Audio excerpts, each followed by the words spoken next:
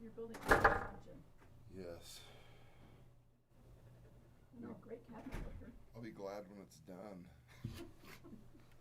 Because see, I know a really good cabinet maker, but you probably already got that all taken care of. The cabinets are in. Yeah.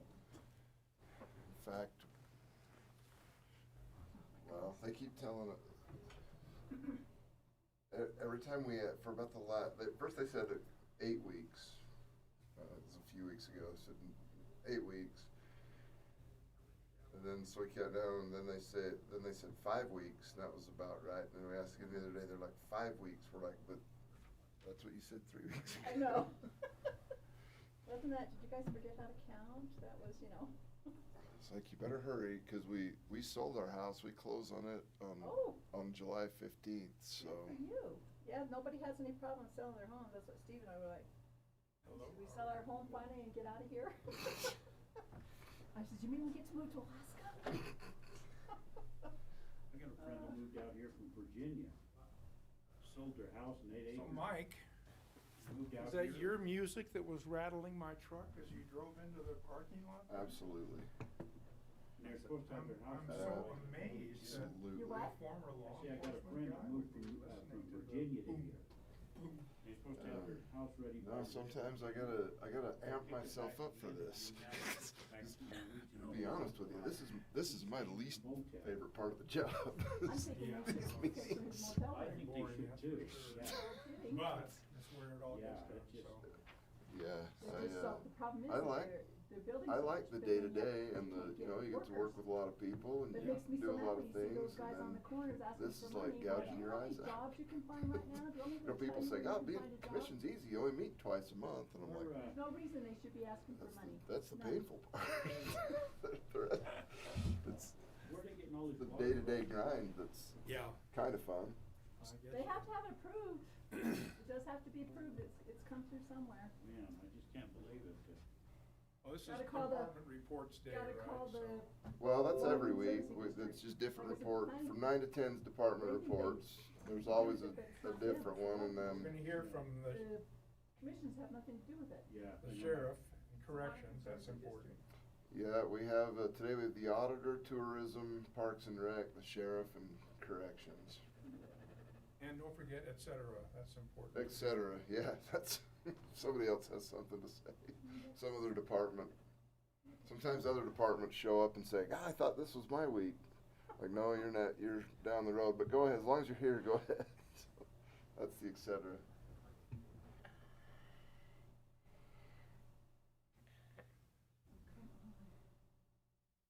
Well, I want to commend you on your esoteric and eclectic choice of music. You don't want to ever be put into a mold that's not breakable. No, and I, you know, I have a pretty broad range of musical tastes. So. I don't do, the only ones I don't like is hard rock and a lot of rap. Hey,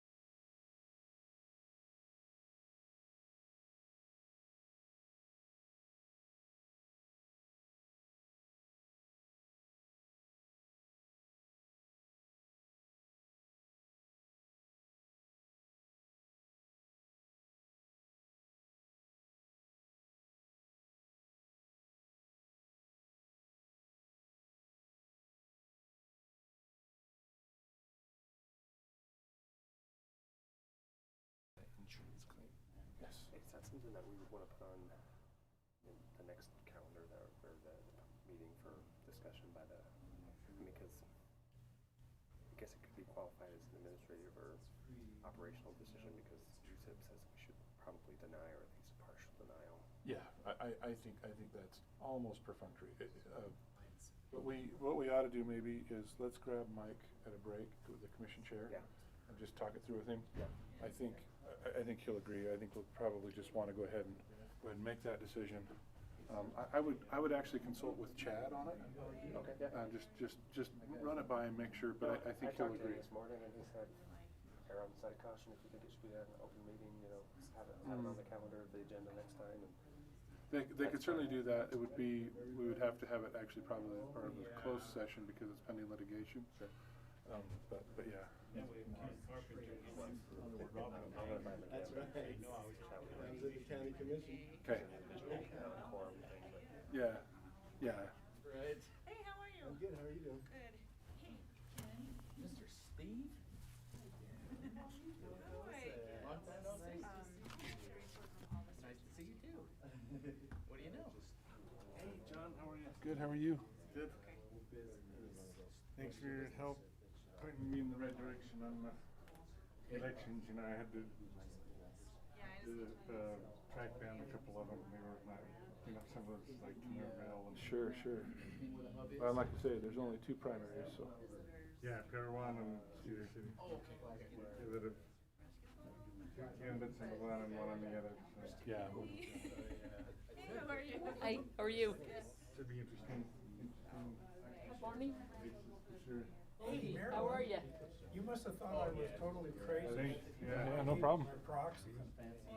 Or because you didn't meet last Monday. It was 2 weeks. Next Monday was 2 weeks. This is because of the calendar. Okay. This is the 3rd. All right, I'll keep getting this going. I got just a minute or so. Yeah. I apologize for being so Hey, clueless. oh yeah, sure. Yeah, I saw your. How are you? Good. Where's our guy? So, you're pretty good with your microphone, but if I give you a secret sign, like, Yeah? go over and kick Paul in the shins, it's terrible.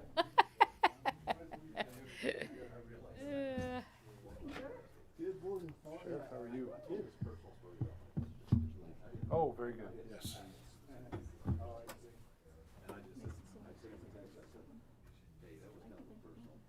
Morning, John. You, sir. I heard you had an incident. A little bit this morning, not bad.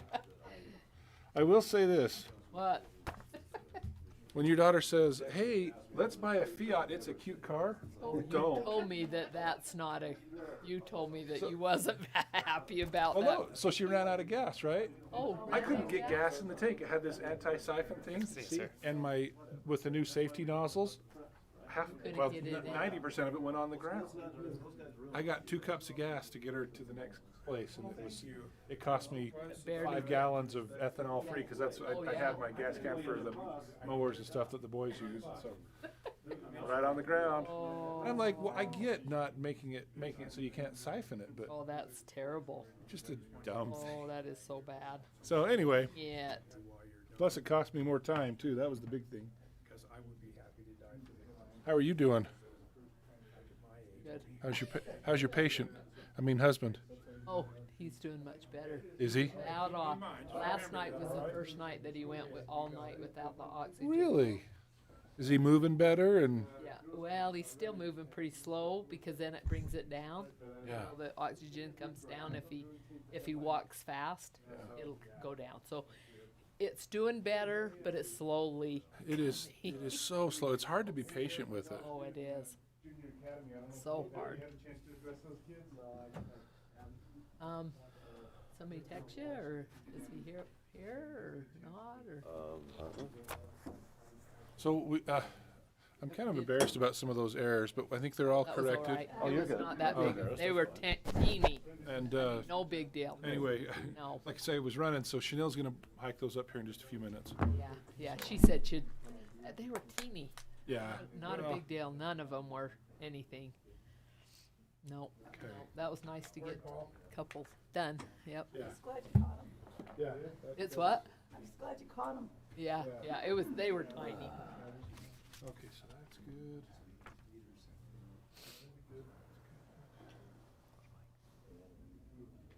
Where'd our fearless leader go? Oh, right there. Went to go sign. Oh, Oh. he's right. I was appeasing Signing? Terry's books. He was writing his name. Yeah, they were telling me that some of them hadn't been signed yet. I got to book out of here as soon as we're done to go to the volleyball tournament. Volney, Really? did you receive the email, the agenda? Oh, really? Volleyball. And I got lunch. And Paul's got to go too. Received the agenda? Okay, good. I want to guys make sure are in you got it. trouble. What's for lunch?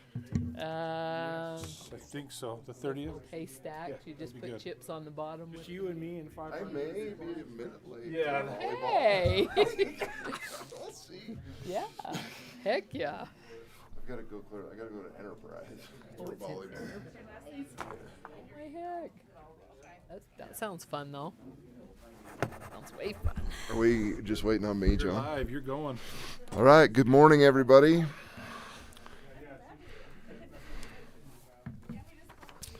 Welcome to County Commission meeting. This morning is, I don't even know what day it is. It's the 14th of June, 2021.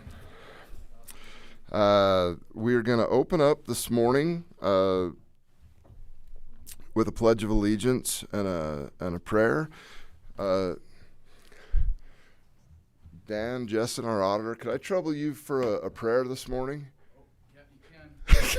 And then Sheriff Carpenter, he was already standing up. I was going to try and catch you for the pledge before you sat down, but if I could trouble you for the Pledge of Allegiance this morning, and then. Rise for the Pledge of Allegiance. I pledge allegiance to the flag of the United States of America and to the republic for which it stands, one nation, under God, indivisible, with liberty and justice for all. Please be seated.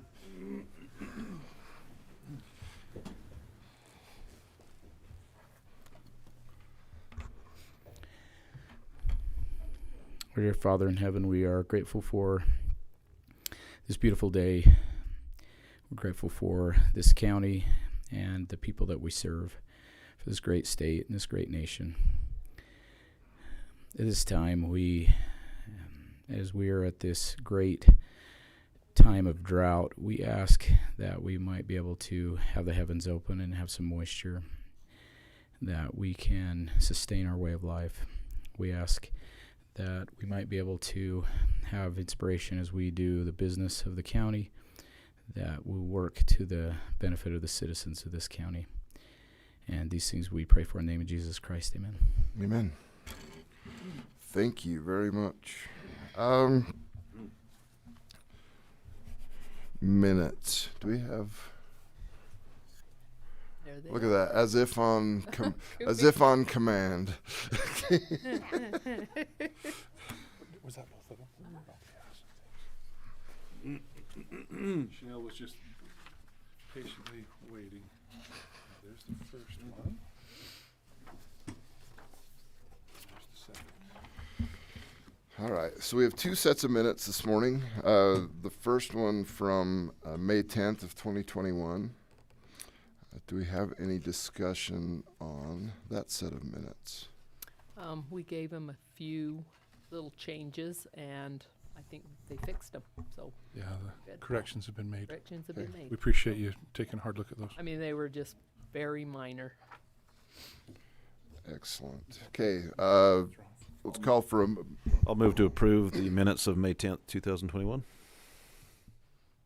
Second. moved and seconded. All in favor? Aye. I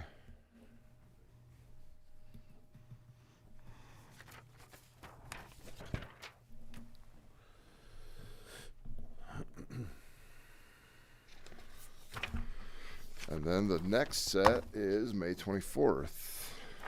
Thank you. Any discussion on May 24th? think we Call got a couple of little Things fixed on them, and we're good. Okay. Should we have a motion? Please. I'll move to approve the minutes for May 24th, 2021. Second. Moved and seconded. All approve. All in favor? Aye. Aye. I thought we had an April 10th. The date was incorrect. Okay, that threw me off because Yeah. I swore I read a April 10th. Yeah, no, it was. All right. Yeah. We We corrected that as well. Okay. We had, we'll often use an old set of minutes to start a Oh, new set of it was minutes. one of those cut and paste things. Yeah. Okay, got it. Let's go. So that John doesn't get nervous. Let's I was talk. thinking about that. Let's talk about the approval of claims for payment from May 24th, 2021 to June 13th of 2021. I'll move to approve the claims for May 24th, 2021 to June 13th, 2021. Second. All in favor? Aye. Aye. There you go, John. Thank you. I'm going to put a big X through it so I don't go back to it because I try and stay in chronological order, but John gets worried about that one, and Let's so get we it have done. to skip around a little bit. This morning we're going to start with our departmental reports. Let's start with Dan Jessen, our auditor. Get him out of the way because I know he's leaving town for a minute. That's right. I'm flying to Boston this afternoon. Yeah, I'm excited. It's entirely for fun. My wife is there at a conference, and so I'm paying my way to go along and see where all these great things happened in our country's history. I'm excited. So, as far as the auditor departmental report, my budget is looking good. Not really a lot to say about that. We have completed the annual audit, independent auditor audit. Kimball and Roberts has completed that. We should be seeing the actual audit report with financial statements, and I will get you guys a copy of that final report. Hopefully we'll have it this week. I'll probably get it to you next week because I'll be gone most of this week, and we'll submit it to the state auditor, which we have to do by June 30th.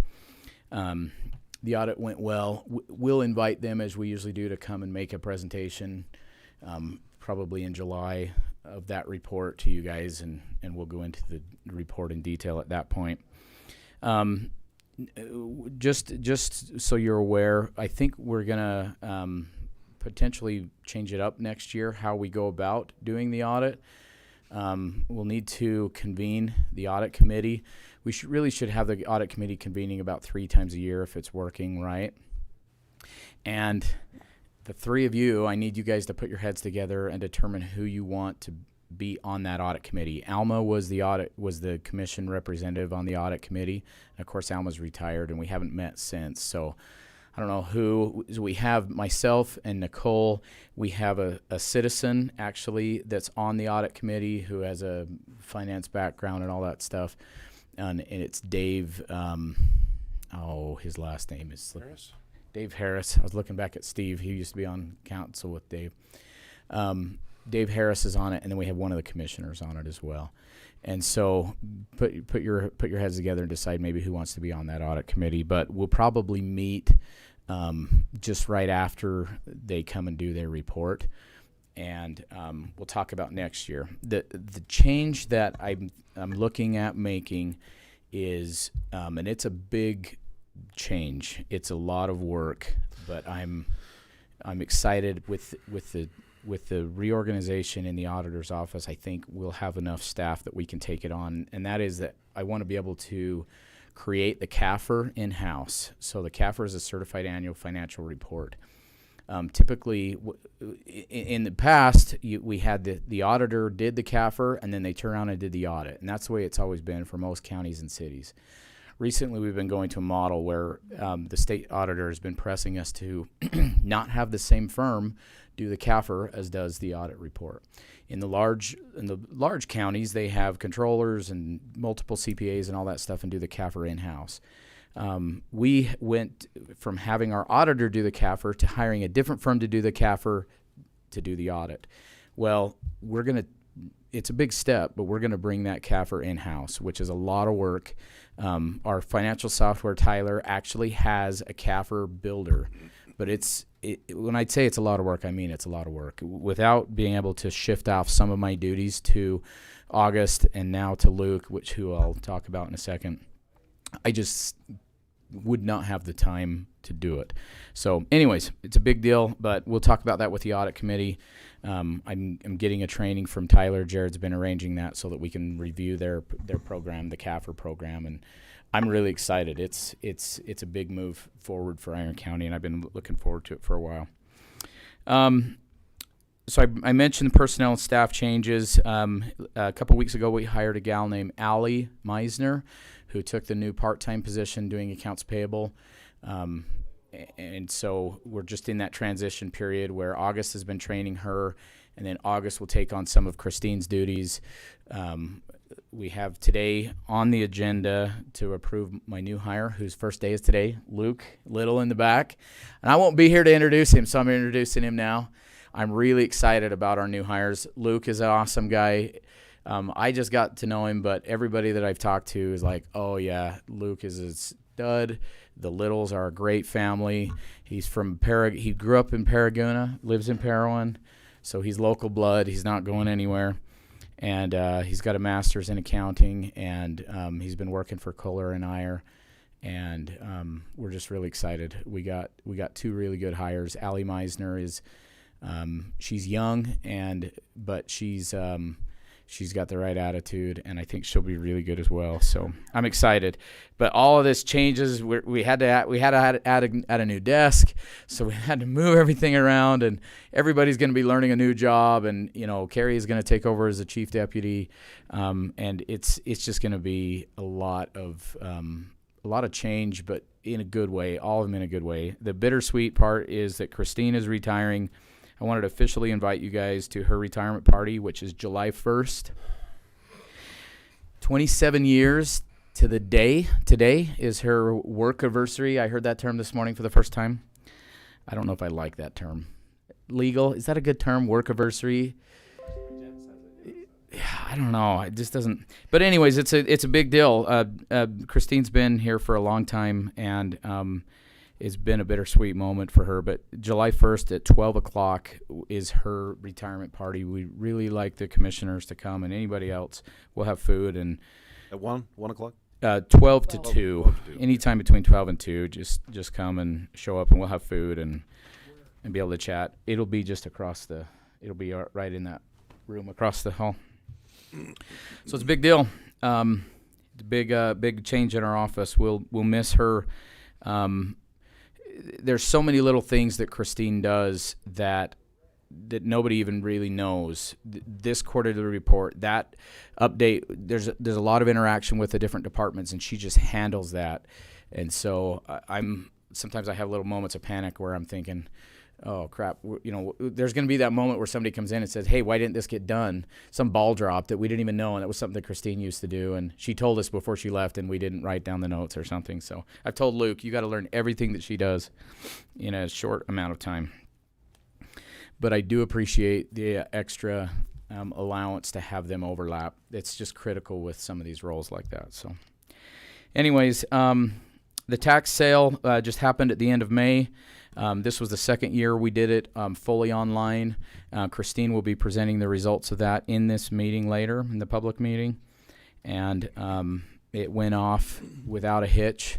That online tax sale is really smooth. Once again, we're accessing a bigger market. We sold every single property except for one.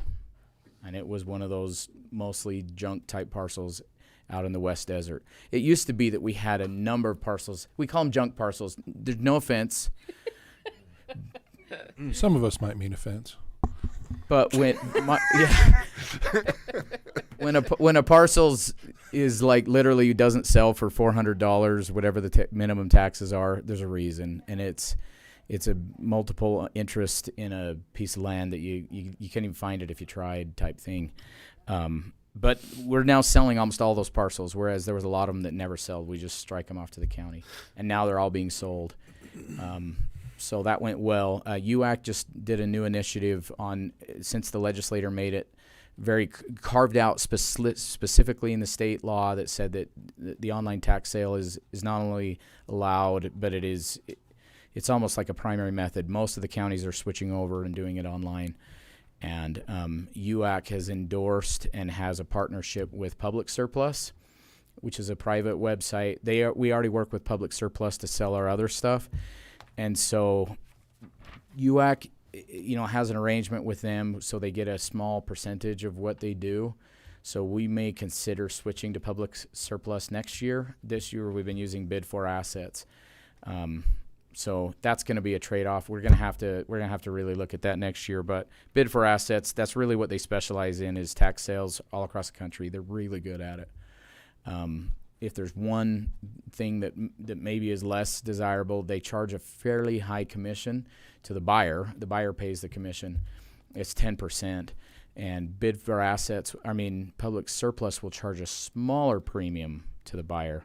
So that's really where they have an advantage. But I don't know if their actual product is as good. So we're going to have to look at it.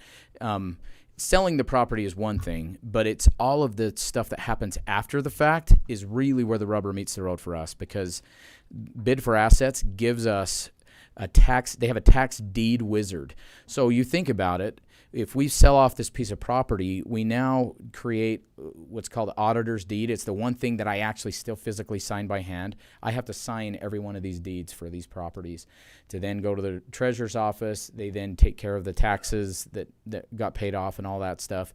And then it gets walked over to the recorder's office, who records the new ownership.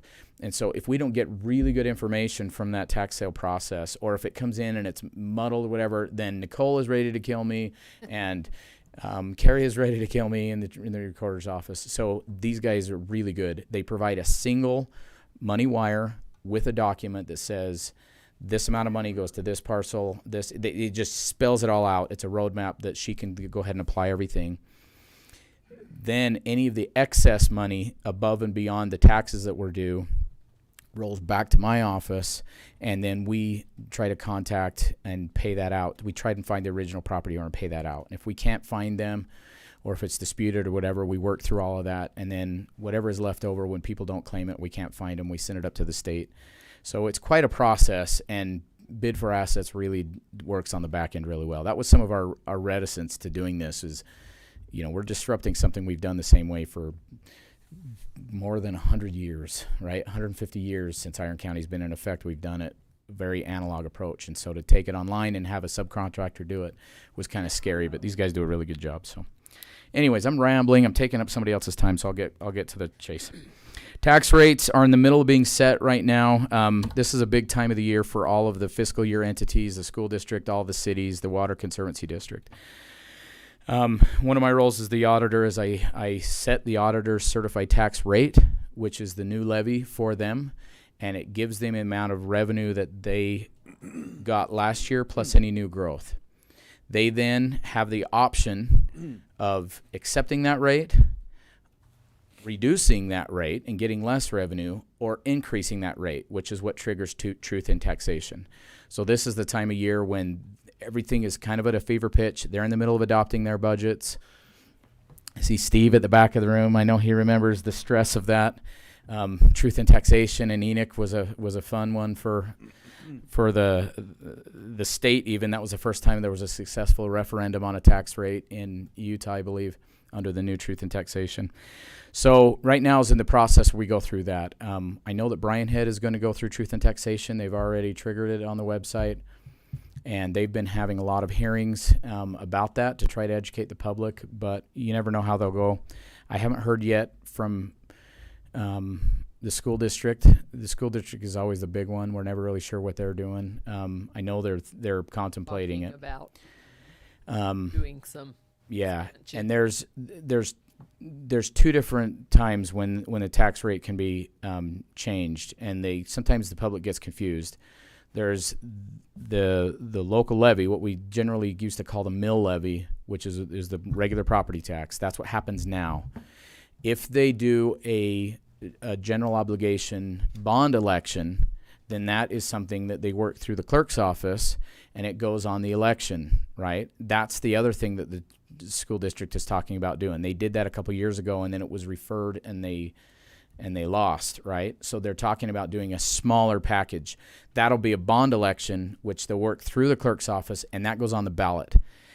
If that goes through, then it goes back to me, and I do a levy that gives them the amount of money that to give them what they need to cover those bond payments. And then after those bond payments are done, that levy goes to zero. But this is their recurring levy, which they also tend to tweak from year to year. And they actually have like 4 different levies plus the charter levy. Anyways, long story short, it doesn't look like Enoch or Parowan or Paraguna is going to do an increase. I haven't heard yet from Cedar or Canaryville. Bryan Head is. Enoch City is not. So anyways, this is the time of year when we're in the middle of that. Last thing I have is we have completed the ARPA submission. Thank you, Commissioner Blake. I noticed that this morning, that it was finalized. Boy, the amount of work that I had to go through to apply for that. I literally they had to check my credit to see that I was a real person.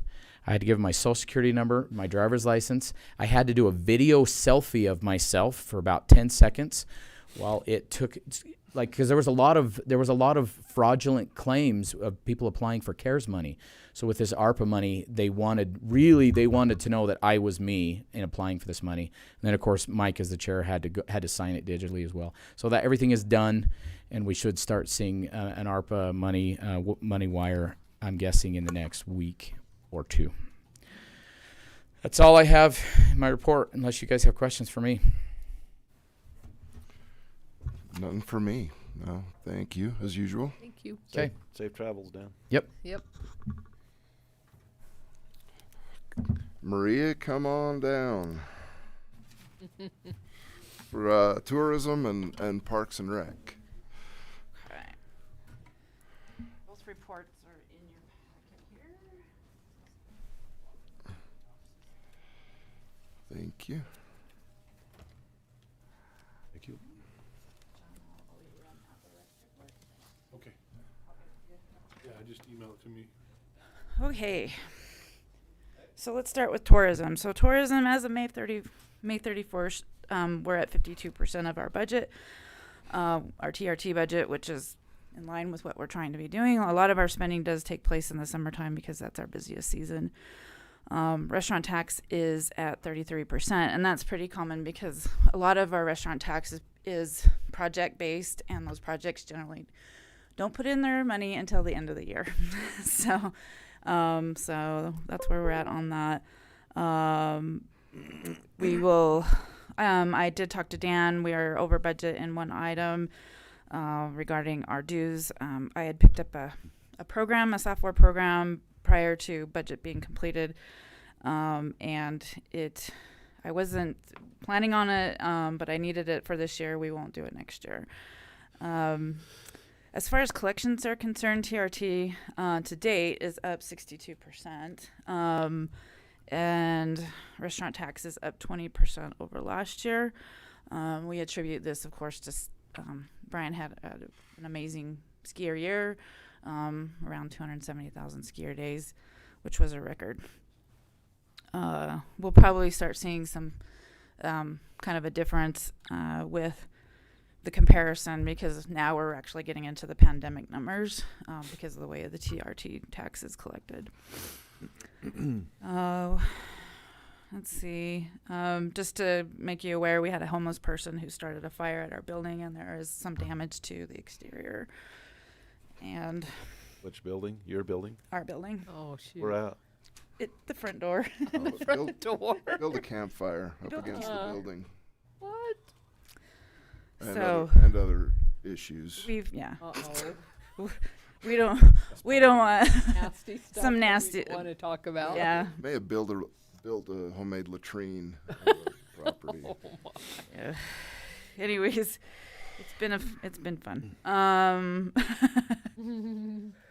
Luckily it was on the rock wall, so the damage is there, but it wasn't like it got up into and could have caused. I mean, it really could have been something really terrible.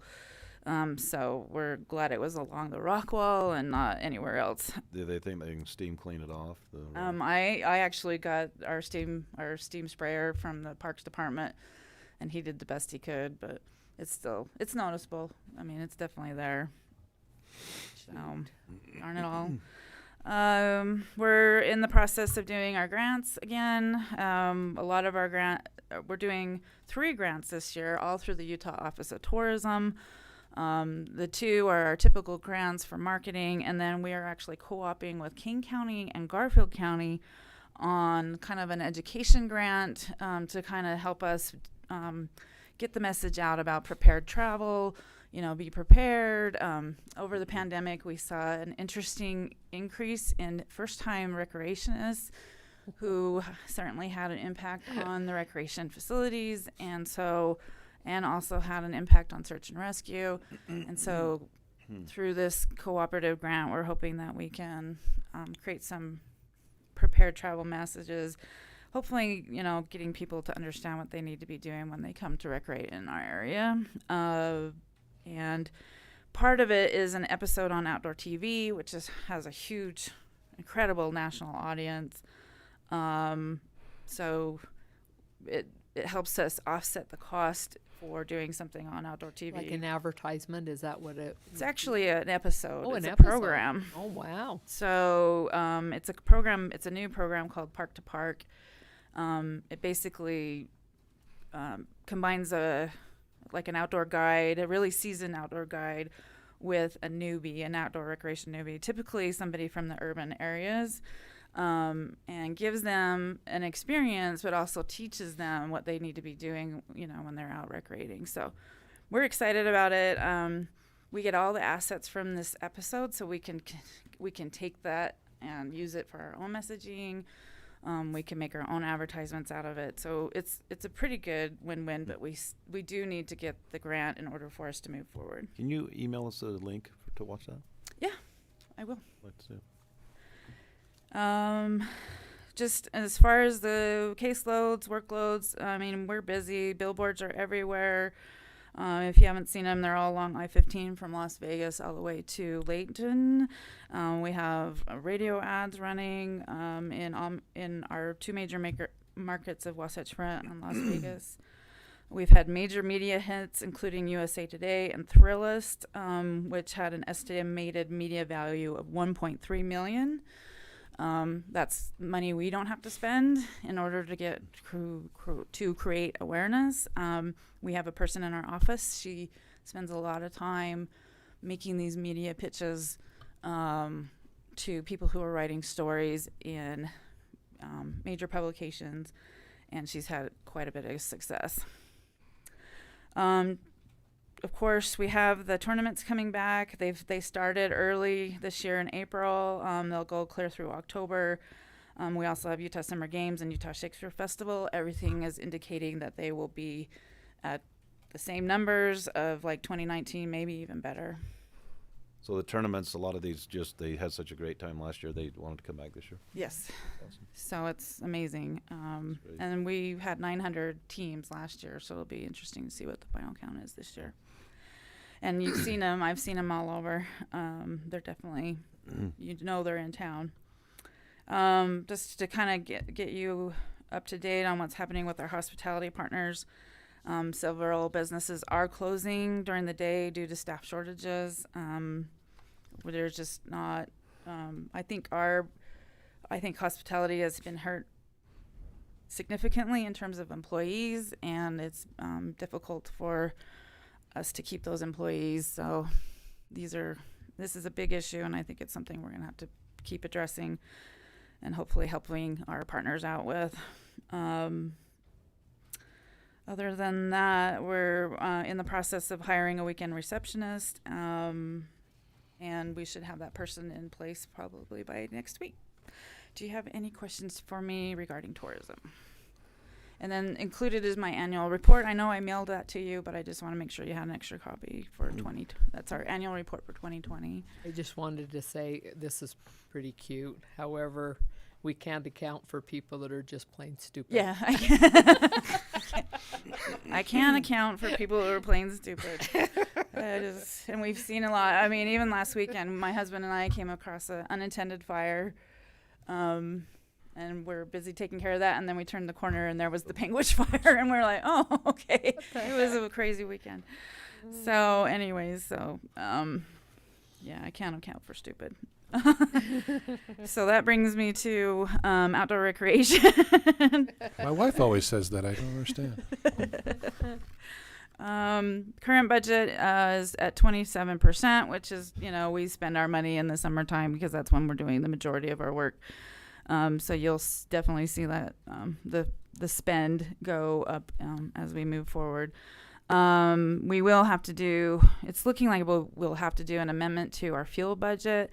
With taking on 5 Mile, definitely our fuel has gone up. Mike is trying to get us to have it possibly covered under the new grant that we received from the Outdoor Recreation, Utah Outdoor Recreation Grant, which we got $119,000 for the 5 Mile Vermilion Castle project. But because of contractor costs going up and fuel, he's trying to get, see if he can get an amendment on that and see if we can, I don't know. I'm hoping we can get a little bit more money because it's definitely, yes, it's going to be interesting for us to get 5 Mile done within the 119. So, Is there maybe opportunities for volunteerism that we could maybe mitigate some of those costs? probably, but Or is it again, not really that conducive? it's difficult when you have people with chainsaws and Liability and be those a kinds little of things. But I think challenging. ultimately we'll have some volunteer opportunities for sure. But right now we do have to have a skilled person in there, and particularly with the tree removal. And the bathroom has been removed from 5 Mile. That was done on Thursday. Curtis does what he Took does it out. best and took it out. So we're moving forward. We have many events going on at the parks. We have a brand new rock crawl that will be taking place in August. This is a rock crawling company we have not worked with in the past, so I'm excited to see what they bring to Three Peaks. Our collections in terms of camp fees and reservation fees for the pavilion are currently at $6,025. We were at $5,446 at this time in 2020. So we're definitely seeing some use in the parks. Right now we're finishing up some things with the ice rink, and right now we have Curtis digging out some boulders so that we can put some boulders around the perimeter to prevent people from driving out onto the meadow. We had somebody drive onto the meadow the first month that we had the ice rink up, and so we need to prevent that from happening. There's definitely some things that we'll need to talk about if we want to continue with the ice rink in next year. We've ordered a new vault toilet for Woods Ranch. It will be placed in July. It's not going in the place where the bathroom is currently. It will be closer to the parking lot, so it'll be a little more convenient. Just want you to know, I really want to recognize Bryce for all that he has been doing with the parks. This has been an interesting year in terms of the workload, and we've had several trees that have died. We are trying to get those removed because of the fire danger. We've had the jail crew. We've had Curtis definitely working. We have our seasonal just, really killing it. But he has really taken this on, particularly with this new park and making sure that we're moving along on our deadline. And so I really want to recognize him for what he's been doing. And lastly, the Three Peaks Patent Celebration was rescheduled. I still need to confirm this with the BLM, but we've scheduled it for September 25th at 9 a.m. in the large pavilion. Our hope is to have several user groups there doing a service project because it is Public Lands Day. At 9 a.m.? Yes, 9 a.m. If it changes, we'll let you know. But we're aiming for that just for heat and getting people out there to do this service project. We'd like to we really want the people who really were working on the original Three Peaks project, which included Commissioner Lois Bullock, Commissioner Wayne Smith, and Alma Adams, as well as BLM's Art Tate and Ann Stanworth. They are still living, and so we would like them to be part of that celebration. And I wanted to, I was proposing maybe we name the large pavilion in honor of Lois Bullock or something like that. Something to kind of give it a little, to really truly recognize those people who put in the work to make that park. 20 years in the process. I mean, that's a big deal. It's a big deal. So, that is it. As far as parks are concerned, any questions? I have a question on 5 Mile. So what's the verdict on the bigger picnic area? Are we just going to buy tables to put in there? Yeah. Try to rebuild them like they were, or we're going to try to rebuild as many of them as we can. That wood is, a lot of that wood is, I don't know, I call it precious, nice. but it's nice. And it would help us in terms of kind of some savings. And I think we can maybe that's where a volunteer project can come in or something like that. are the bases still okay? No. They'll have to be re-poured like they were, the concrete bases. We won't do a concrete base. I think we're going to do an iron base. So we're going to do a metal base. Redesign them. Yeah. Does Forest Service let us do that? I think so. As long they were more concerned about where it was located, and so as long as we stay within the same footprint, I think we're fine. It'd be much easier to do some kind of metal base with a footing versus those concrete deals. Well, we can see I mean, it's obvious the concrete didn't last. Bad. They're not going to be able to. Deteriorating. They're deteriorating. So the brackets that held the tables together are probably savable, and I think we'll save those. Now, we will have to buy some tables. There were a couple of areas in which the wood had been replaced with not a great wood. And so we'll do what we can with the wood that we have, and then we'll buy appropriate tables in the rest of the areas. And then we do still have to buy the ADA compliant pit, the fire pits, the cooking areas. And then we're also looking at the water system. It was not part of the original project, but in terms of, putting in actual drinking water, but I think that we need to have drinking water if we're going to have a picnic area. So we're looking at a lot of things right now, and it's a big task. The trees are more than anyone could have imagined. Oh, so bad. And they were overgrown from before. Yeah, and let's face it, but so it'll be nice to get them all cleaned out. Yes, and so again, Bryce has been doing an amazing job of that coordination. Mike Worthen has been an incredible helper in terms of, keeping things moving along. And so I appreciate them both. Great. Okay. Thank you. Thank you. Thanks, Maria. Sheriff, I believe. Oh, step back in. It's your turn.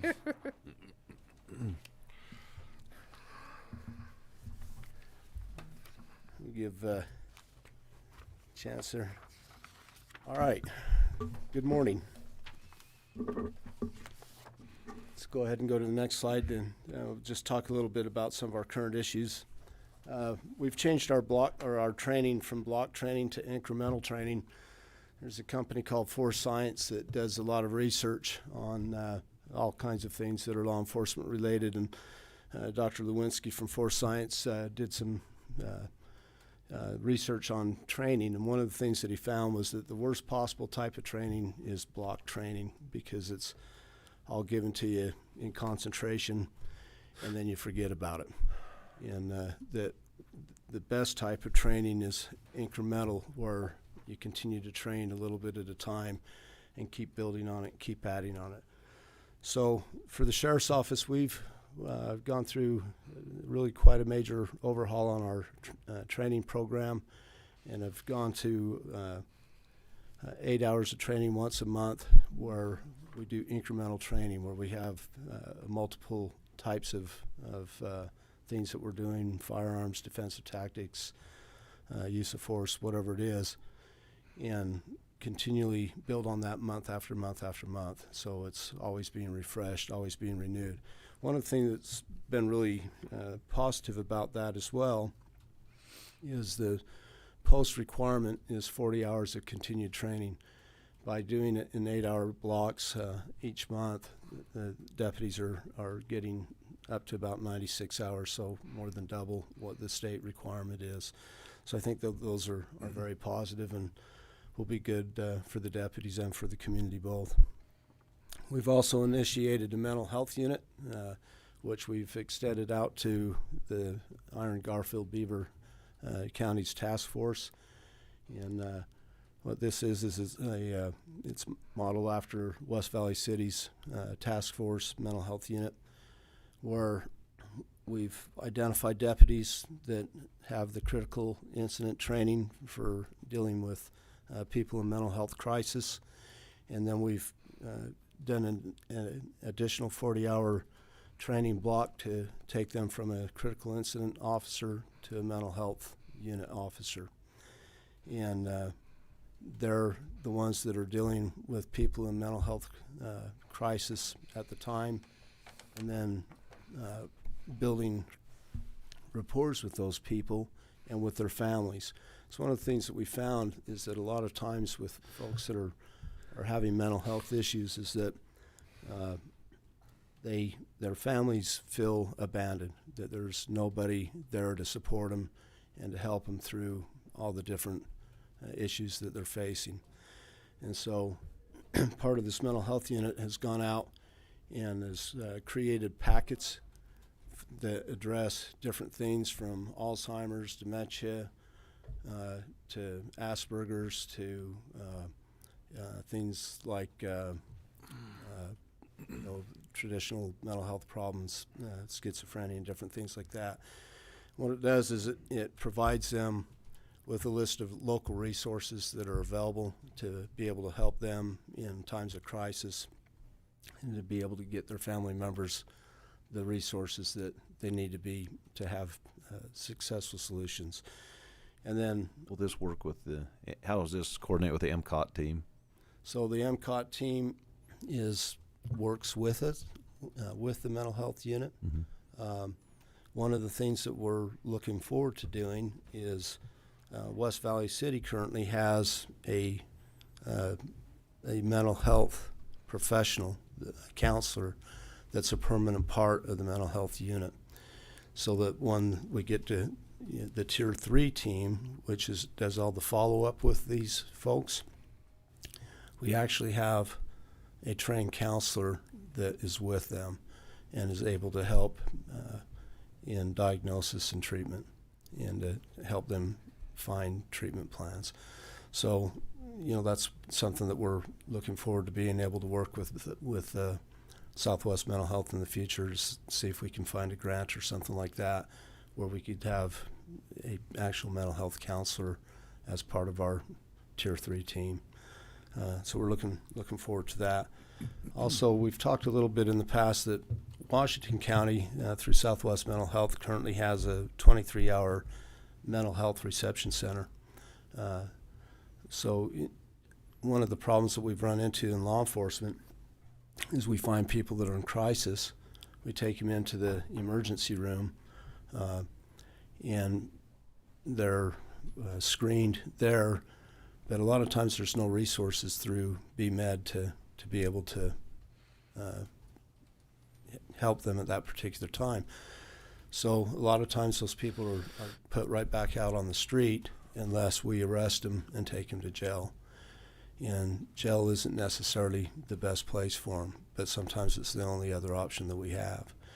So what this 23-hour mental health center does is it gives us ability to take them there where it's equipped with counselors and whatnot, and they're able to start helping these people in their to get them medications or counseling or whatever support that they need. Is that through behavioral health, or are they working it's with through Southwest Mental Health? With Michael Deal. Right, so what we would like to be able to get one of those here in Iron County.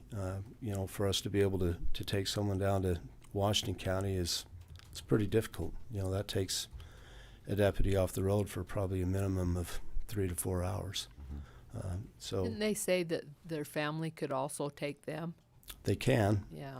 A lot of times, if they're in there's no crisis, family, there's but, yeah. yeah. A lot of times, if they're in crisis, they're not in a position that it's safe for the family to transport them, or they have no family here.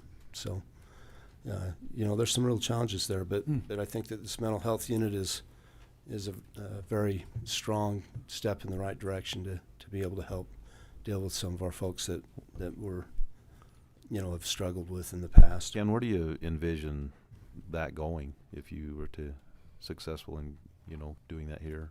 Do you have a place for it, or? I'm sorry? Do you have a location or a place for that? Where do you envision that going? Well, if that was the case, I think that it would probably be someplace up in Southwest Mental Health. If they don't have a place for it. In their building. If they don't have a place for it in their building, but they're willing to commit to it, then maybe in the future we may be able to provide a place, you know, at the new sheriff's office / jail facility. So, you know, something that we want to be able to look at as we enter the planning phase for that. We're also in the process of starting a task force child abduction response team. Part of the purpose for that is, you know, hopefully we'll never need it, but there's a lot of training that goes into child abduction response teams that helps in investigations for missing children or other things. And here a while back we had a missing 13-year-old, and a lot of the information that had already been developed for this CART team was utilized and was very successful in helping us ask the right questions as we were making contact with the community and going door to door. So I think that that's, again, another resource that will be positive for the community in cases of missing children or things of that nature. We've also been very active in the internet crimes against children. We just finished a investigation down in Hurricane where we sent a member of our ICAC team down to help support them in their operation. The Metro SWAT team has been pretty active recently. We've had a number of search and arrest warrants that have, or high-risk search and arrest warrants that have been served by the SWAT team, and they've also responded to some other high-risk calls over the last few weeks. So, and again, the Drug Task Force, again, is also very active. Next slide there. Here's just a few statistics since the beginning of the year. As far as incidents, currently we're at about 3,200 incidents. That's not calls for service. Calls for service is more than that, but actual incidents where we've done something is at about 3,200. Some of the notable things that we've dealt with, I think it's important just to point out, we've had 3 accidental gunshots out at the range and whatnot, where people just weren't paying attention, practicing good gun safety, and ended up shooting themselves or somebody else. So, you know, I think it's bears in mind that, you know, guns can be dangerous, and, you know, let's use good common sense and make sure that we're following the safety procedures and taking care of ourselves and everyone else that's around us. We've had 1 assault with a firearm, 2 aggravated assaults, used SUU aviation for 8 different air support operations in Iron County. We've had about 145 agency assists, 14 burglaries, which we've finally have identified a suspect that is juvenile currently in California. Hopefully he'll stay there. Child abuse or neglect, 12 cases, felony offenses, 71, fires, 31. I think that that's important to note. We've had 31 fires so far in Iron County since the beginning of the year. One of them obviously out in Hamlin Valley that burned over 500 acres. Even though this one's not in our county, we've got one up by Mammoth Creek right now that's still burning. It's about a little over 70% contained right now, and it's burned a bit over 700 acres. And I think that this, at this particular time, is especially important because we've got the 4th of July and 24th of July coming up. And we have some real concerns about fireworks and the use of fireworks and illegal fireworks. I think that a lot of people, especially people that have just moved into the county, they see what Cedar City's fireworks restrictions are, and they think that because their mailing address says Cedar City, that applies to them. If they're in the county, that does not apply to them. There is an absolute fireworks restriction that's been placed statewide, you know, on the use of fireworks in the unincorporated areas. So if we see fireworks being used out in the county and our deputies can prove it, we're going to be issuing citations. The risk of fire is just too great. Now, if the county designates specific areas where they may be used, you know, whether that's out of the county fairgrounds or wherever it may be, then that's, you know, a different issue. But I think that that's something that the commission really needs to take a good look at, is what type of restrictions is the county going to impose on fireworks, as far as whether it's the sale of fireworks or possession or use or whatever it is. So we're very concerned with that, with the extremely dry, dangerous conditions that we have. K-9, we've had 104 deployments of K-9s. Mental health unit, like I was talking, they've had 30 responses in just the short time that they've been stood up. Misdemeanor offenses, 433. Other offenses, 693. Had 7 public relations events.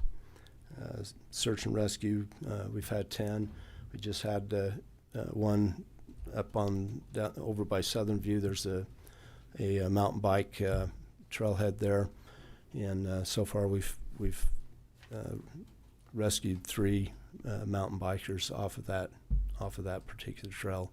So, you know, please be careful while you're out riding your mountain bike, and don't go too fast and miss the corner, because it takes a lot of time and a lot of energy, and you know, we want to make sure people are kept safe. Sex crimes against children, 6. Other sex crimes, 12. Welfare checks, 17. Drug cases, 172, and 24 DUIs. Under our current strength of patrol, we currently have 2 new deputies. John, if you can go to the next slide there. We currently have 2 new deputies that are in FTO. Gary Orton was our part-time CSI and search and rescue commander, is now a deputy that's finishing up FTO. And Marshawn Sweeney, who self-sponsored him through the Dixie Post Academy, is currently on FTO. We have Skylar Davis, who's also a former volunteer with our search and rescue, that is currently at post. Next slide. On personnel, since the first of the year, I've signed off on 9 new extensions for new or extensions to current subdivisions. Those subdivisions most average between 82 and 86 new single-family homes. One of them was for 250 new single-family homes. What that spells is that there's going to be probably a minimum of 4,000 new people moving into Iron County.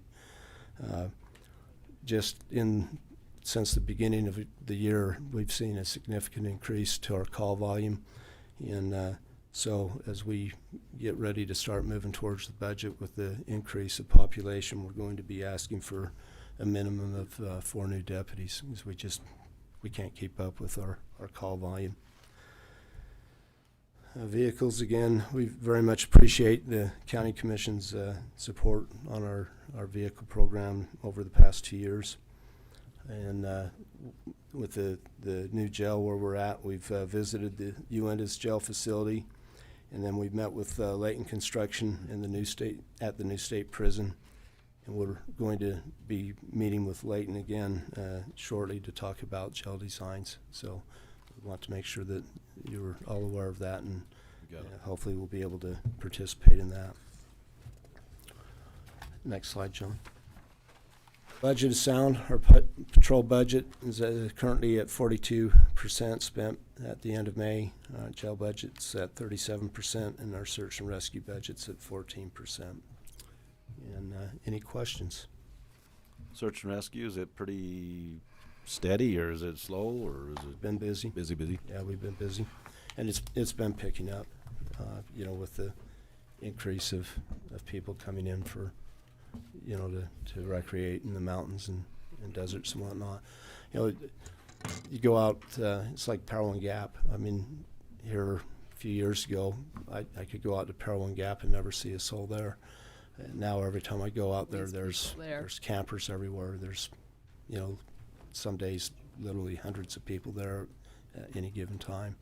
It's really getting busy throughout the county. Any other questions at all? Yes, sir.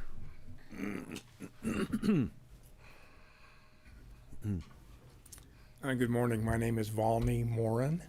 I live in Iron County. Thank you, Sheriff, for a very wonderful presentation. I just have two really quick questions. With respect to the accidents at the range, I wondered if there were any criminal ramifications for negligence against somebody who was careless. No, they're accidents. You know, one of the things for criminal charges, one of the things that you have to have is intent. In these particular cases, there was no intent. It was just not paying close enough attention. Okay, thank you. And then the second question was, I was wondering, since, as I understood, fireworks are not permitted outside of Cedar City, has the Sheriff's Department made any public relations outreach to let citizens of Iron County not in Cedar City be aware that this is the case? Thank you.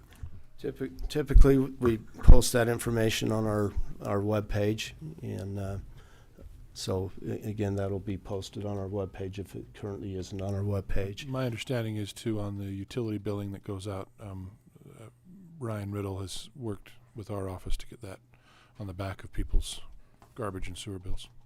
And also, we've had electronic signboards posted around the county warning people of the high fire danger as well. Okay, just a suggestion. What's happening in Iron County on Facebook might be a nice place to make a note of that as well. Thank you. Thanks. Anything else? Oh, thank you. Good job. Thank you. Sure.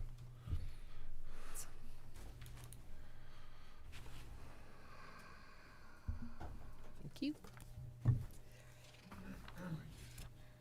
Thank you.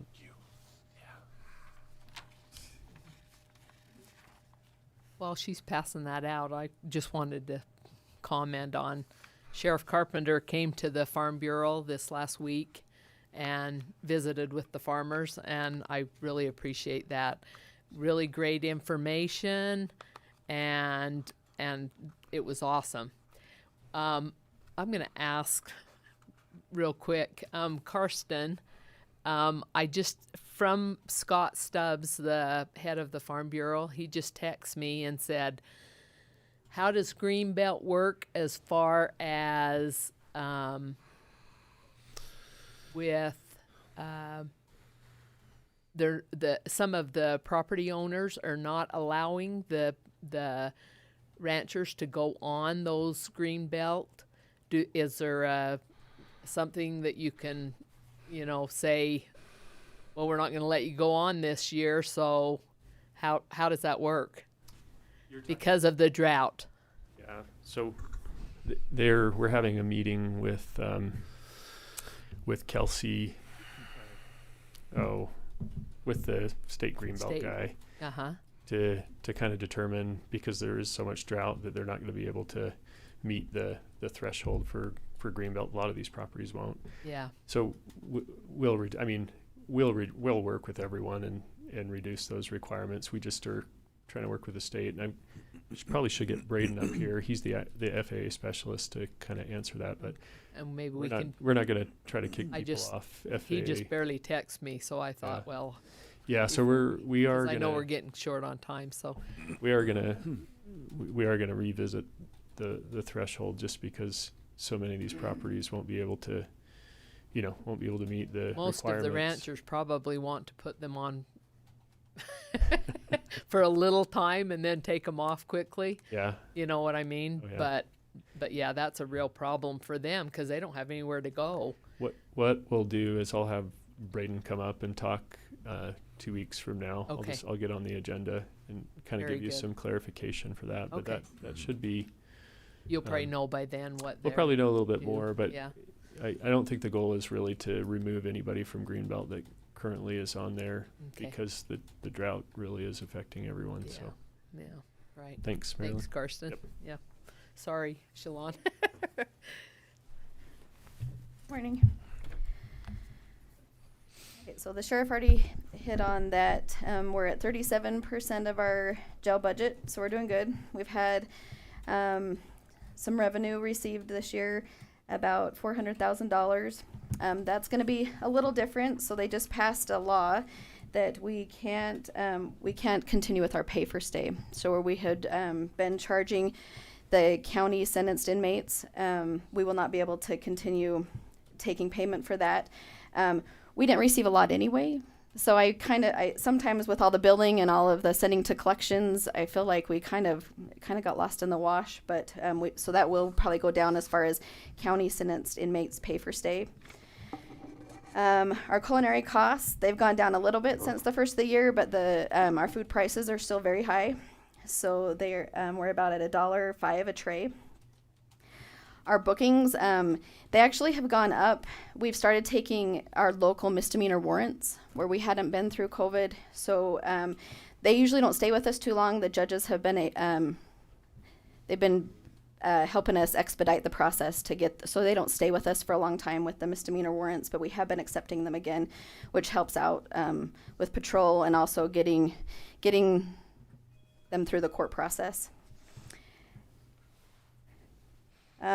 So also the court, they just did a mock trial on the 10th. So that is good. They said that it went really well. So they're going to start doing a couple smaller trials, and then hopefully they'll get some of our violent offenders through there so they can get adjudicated. We're just, our population we're getting a lot of violent offenders that stay with us for quite some time.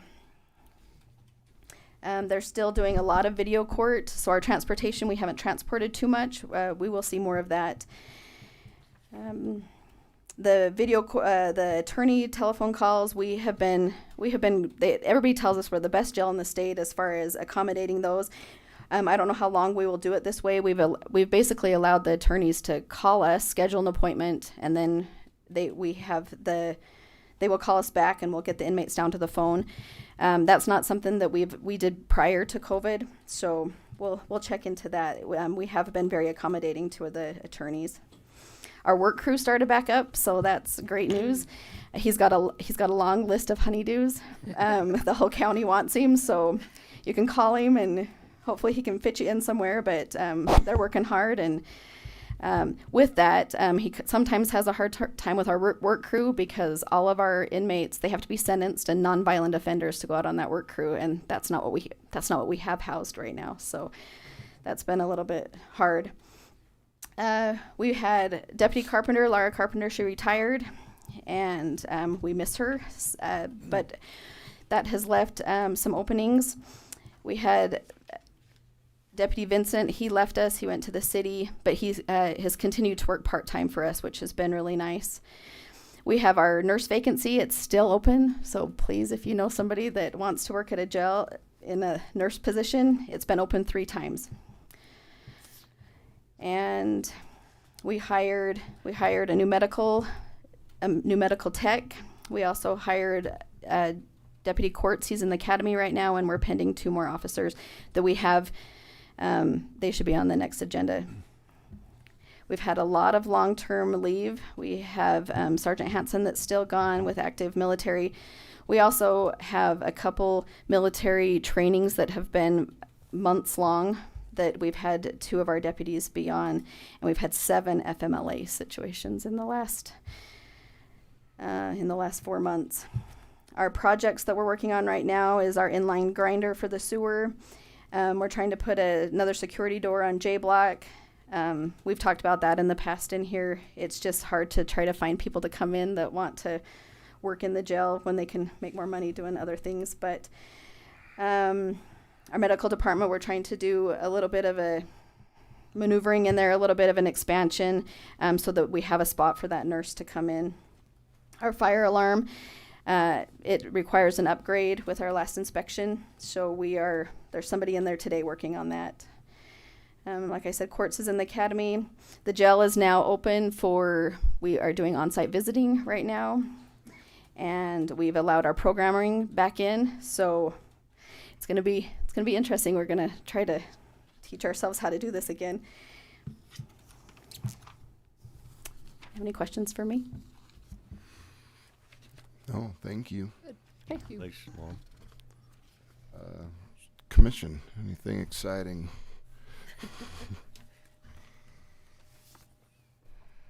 Who's going Go ahead, Oh, Marilyn.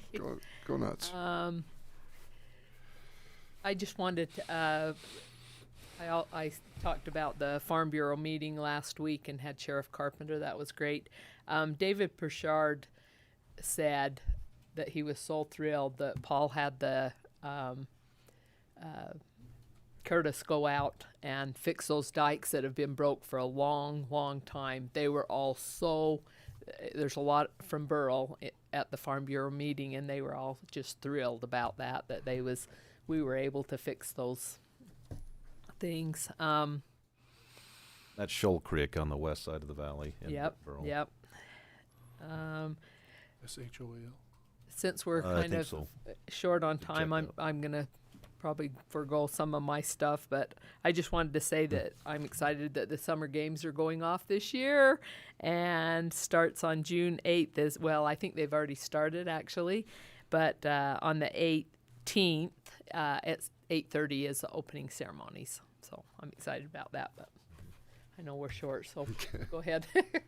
Real quick, we had our 5-county public health meeting this last week.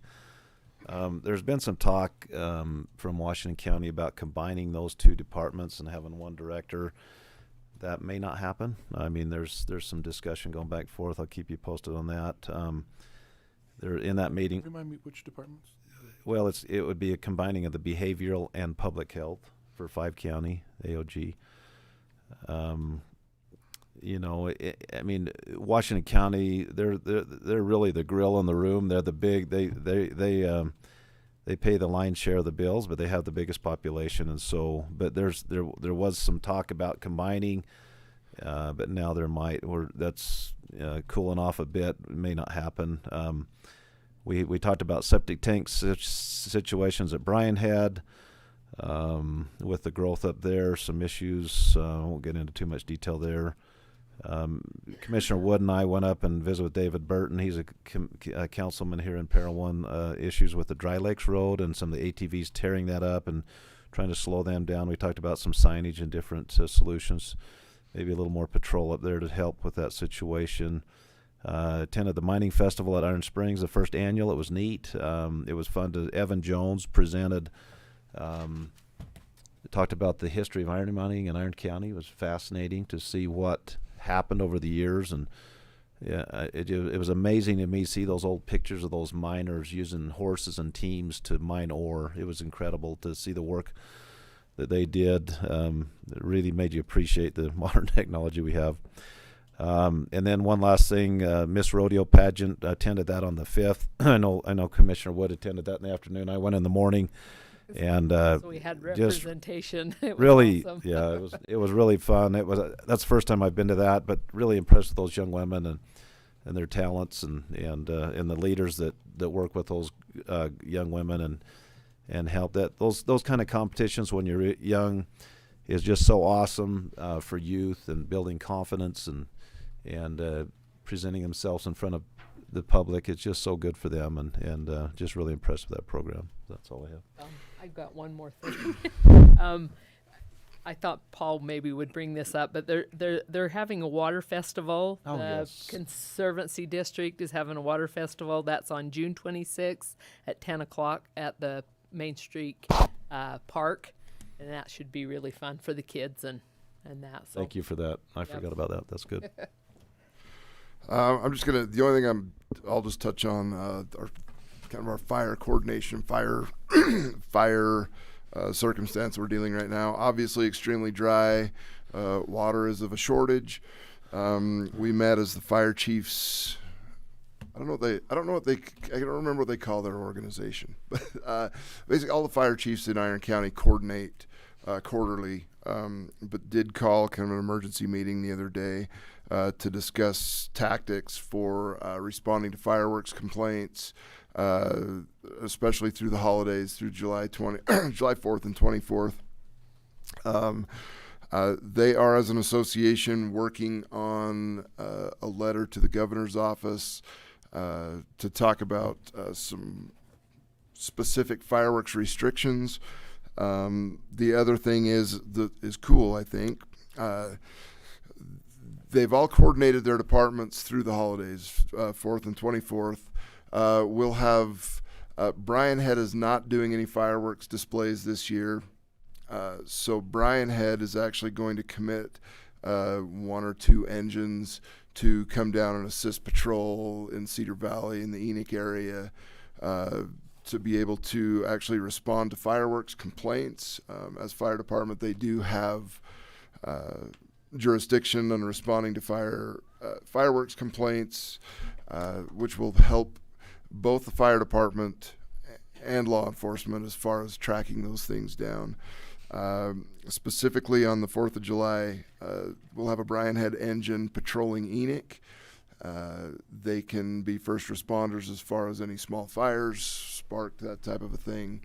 Last July 4th, Cedar City Fire Department responded to 34 fires on the July 4th. And some of those significant. So this year we're gonna have a little bit more of a coordinated effort between Burrell, Newcastle, Canaryville, Bryan Head, and Cedar City, Iron County, to make sure that all the areas of the county are significantly covered and have first responder type fire service. So that's going to be really cool. We're about 15 minutes over time. Let's just take about a 5-minute break. It does help. We actually accomplish a few things in those breaks that keep things rolling easier down the road. So let's take 5, and then we'll come back and start on the 10 o'clock calendar.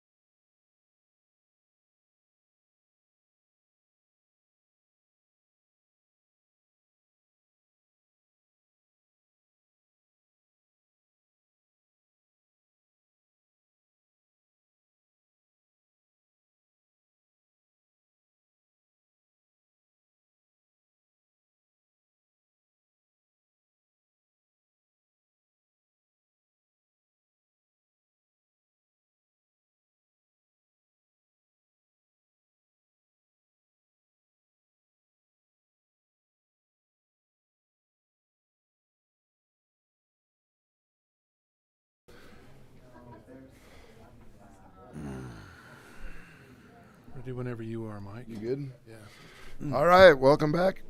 Welcome back, everyone. Welcome for the first time, those of you that weren't here for the first welcome at 9 o'clock. We're going to juggle agenda items just a little bit to accommodate some of our presenters this morning. We're going to move let's move agenda item number 5, which is presentation regarding Navajo Lake by Richard Hepworth from the Division of Wildlife.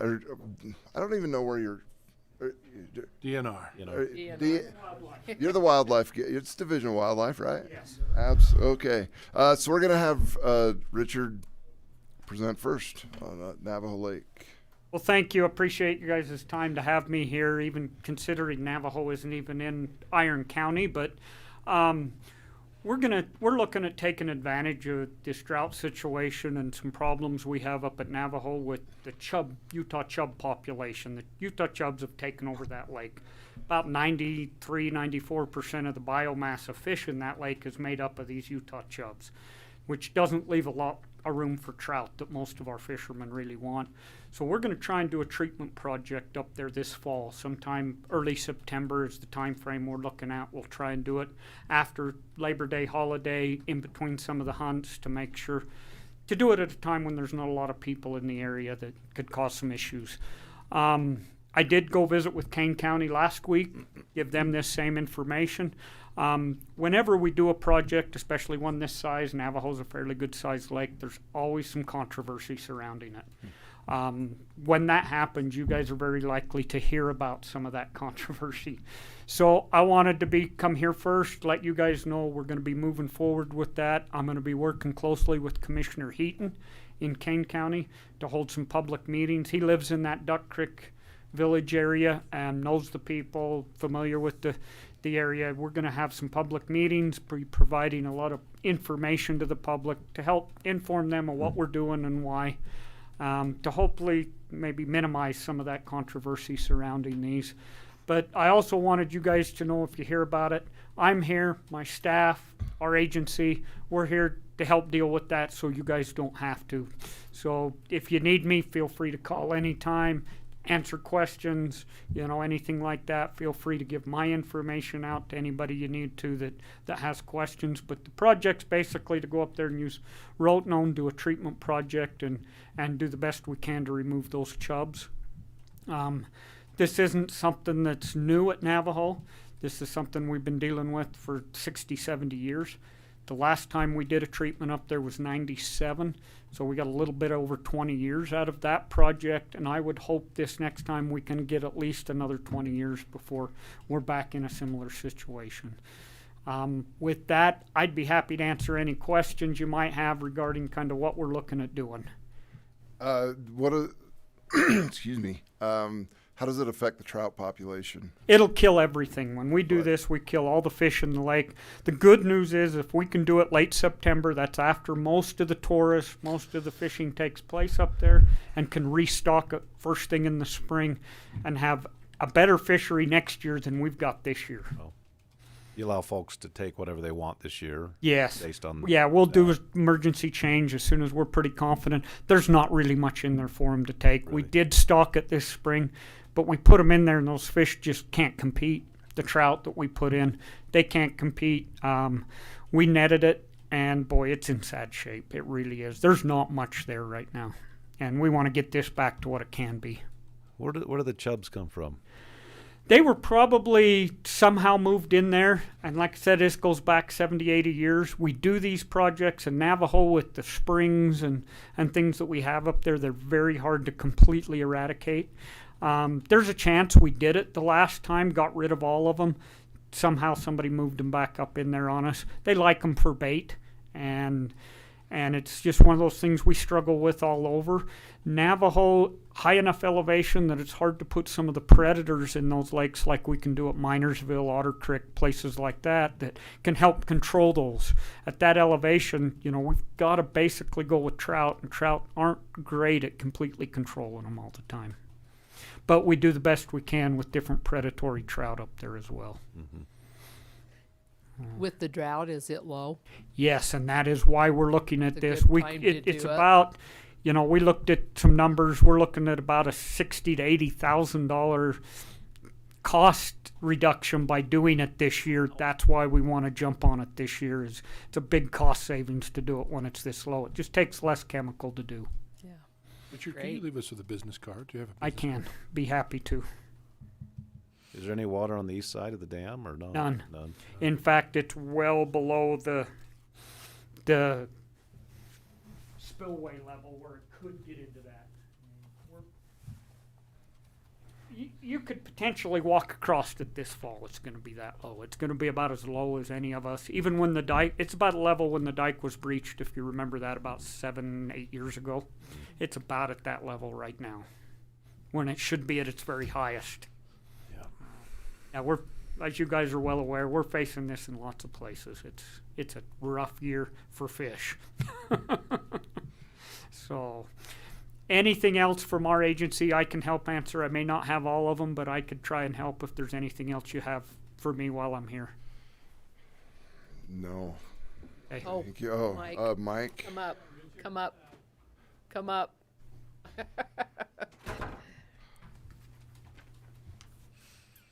The 7 or 8 years ago, he talked about when the dam breached, and their agency in Kane County and I think Iron County kind of kicked it off, but we did get that copper dam in there and repaired that breach, and it's working pretty good, I understand. But there was also talk about a boat ramp over by the dike. Is that going to go in? Yeah, there's two things up there. One, that dike needs to be basically replaced one of these days. That's going to be right around $1.5 million to $2 million project, which is huge. It's not something that us or Dam Safety is going to be able to come up with the money for. On top of that, yes, we're working on a new boat ramp. We've got NEPA done for both of those things. But until that breaches and we can get help from the legislature, we probably won't do either of them until that happens. But it's going to happen again. We're going to see another breach eventually when we have high water. And at that time, we're ready to go. It's just a matter of rounding up the money to do it, but it's something we'll be able to do. If you get with me, the state has a grant for boat ramps. Boat ramps. Yep. And we could work together to probably try and get something. We'll tie into that as well. Okay. So thanks, Mike. Thank you. Hey, thank you. Appreciate it. Good to see you. You too. Let's invite the Cedar City Hospital staff up for their annual report, which is budget item, which is agenda item number 7. All right, thank you. I'm Eric Packer. I'm the hospital administrator, if you don't know me. So as required for our not-for-profit status, we need to come just present to the Board of Equalization annually. So this is just a quick report for you. I wanted to just highlight some of the things we have going on.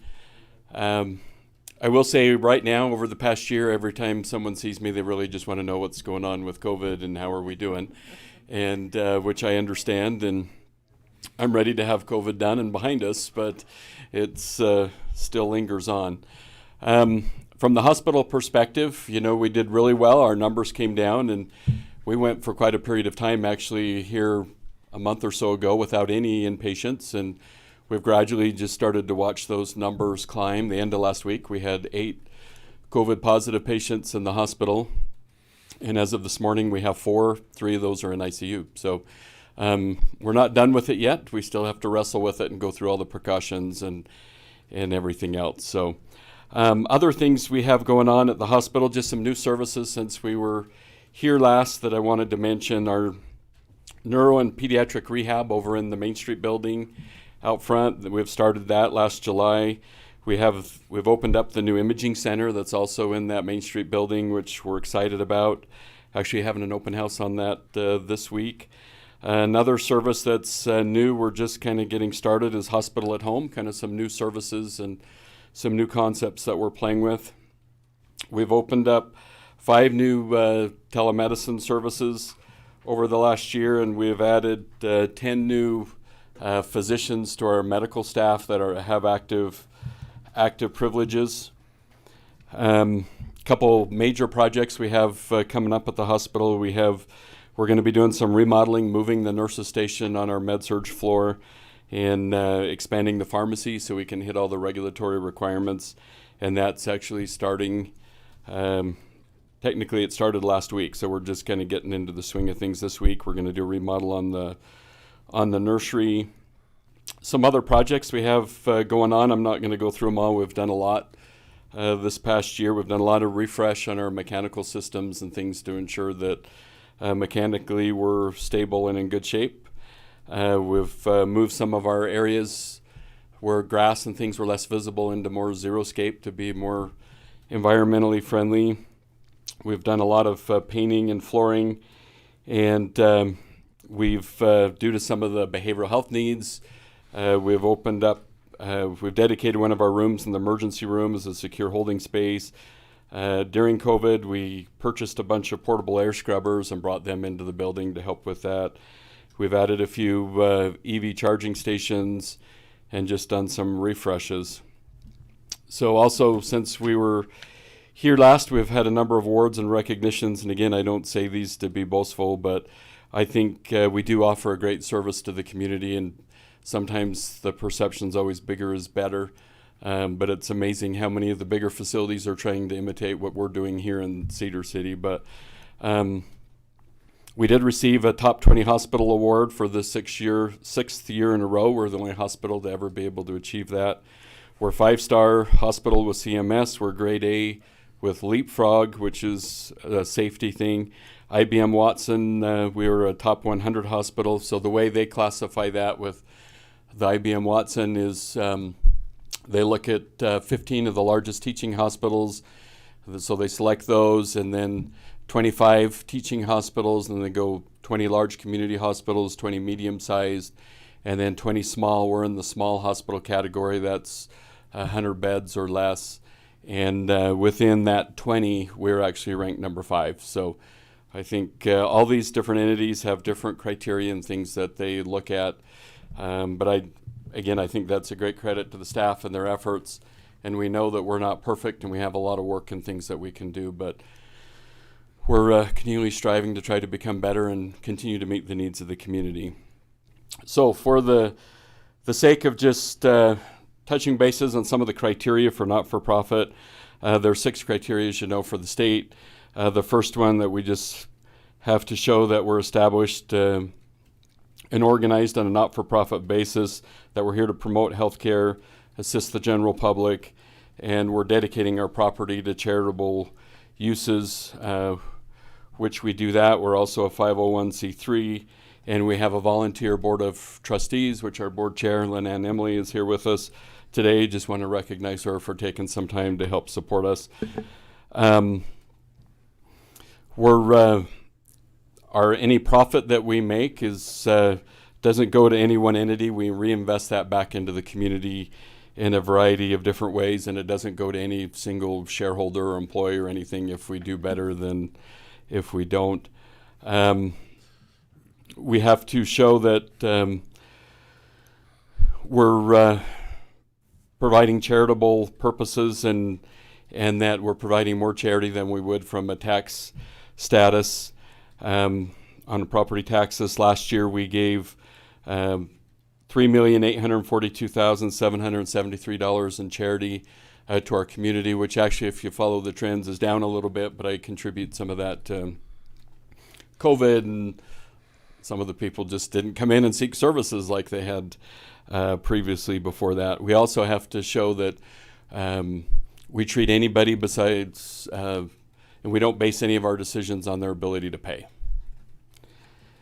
The fourth is we have a board that represents the community, and again, that we confer with you guys annually, which is what we're here. And then the fifth reason is that our total gift to the community exceeds our property tax liability. And just to be clear, we do pay some property taxes. It's not that we're exempt on everything. It's just there's a portion of that we are exempt on, so we're here to just review that. Then the rest deals with our satellite facilities. So that's real quick. I want to bring Jordan Merrill up just to make a couple comments, and then we'll entertain any questions and be done. So. Thanks, Eric. So my role at Intermountain is to work in community health. So part of our process to maintain that nonprofit status is to work with our community partners throughout the community. So we're ensuring that people can live the healthiest lives possible, not just because they broke an arm or they're sick and they come into the hospital and receive services. But part of the thing that we do is it's called the Community Health Needs Assessment. We do it every 3 years. The last one completed in 2019. And we are actually rolling out in next month the new process to begin assessing with the community, where we bring in all of our nonprofit partners, we bring in schools, we bring in the general public, and pull in data to find out what the greatest health needs in the community are. And we make sure that we are addressing those needs. For the last 3 years, it was improve mental health and improve disease and injury, and then access to air quality. So those are the main things that include suicide prevention.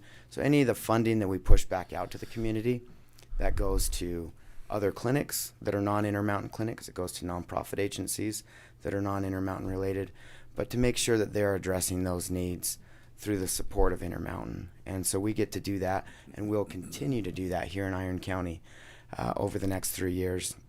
And as I say, in July, we're beginning the new, where we bring in partners to get information from them to understand what the health needs are currently, as we know that they've changed dramatically over the last year and a half.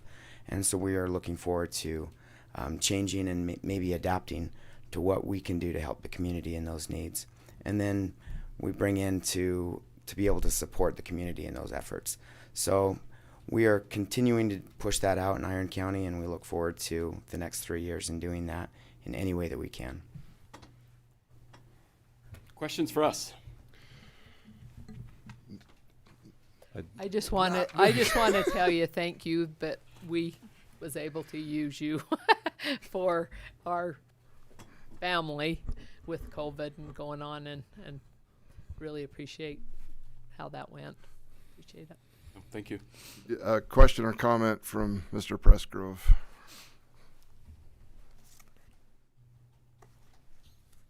My name's William Pressgrove. I just have a question for you. Did you think that this was your report to the Board of Equalization? No, but we do touch bases with them every year we come to the commission. Because they're not convened as the Board of Equalization. I understand that, but okay.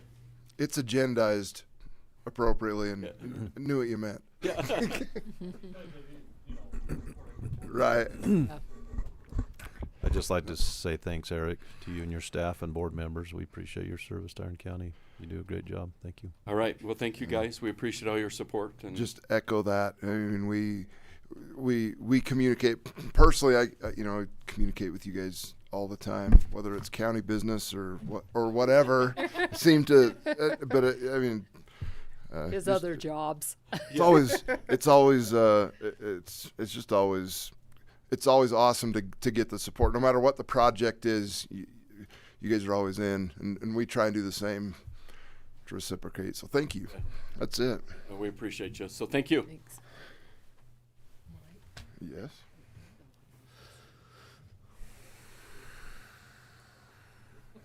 Okay. Yeah, let's do that. Bruce. We're gonna move to 9. 9. Frightened me. Call my name. Oh. We're just gonna get you out of here. Unless you'd like to nap, we'll keep you at 9. You can stay. I'm good. You can be next. What did you do? I brought cookies. I'll give you one. We put everybody in front of Reed. I'm sorry, Reed. Sorry, Reed. Oh no. Well, Reed.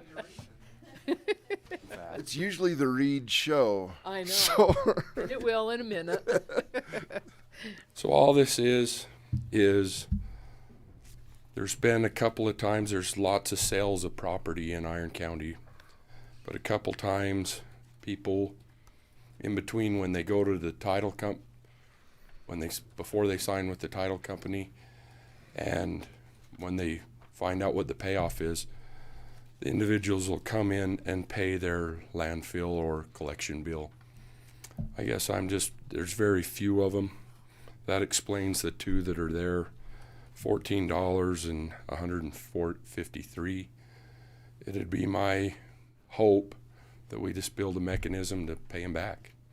You know, they come in and pay, and then the title company takes money and pays it as well, so it gets double paid, and that's why but it doesn't happen very often, but it does a little bit.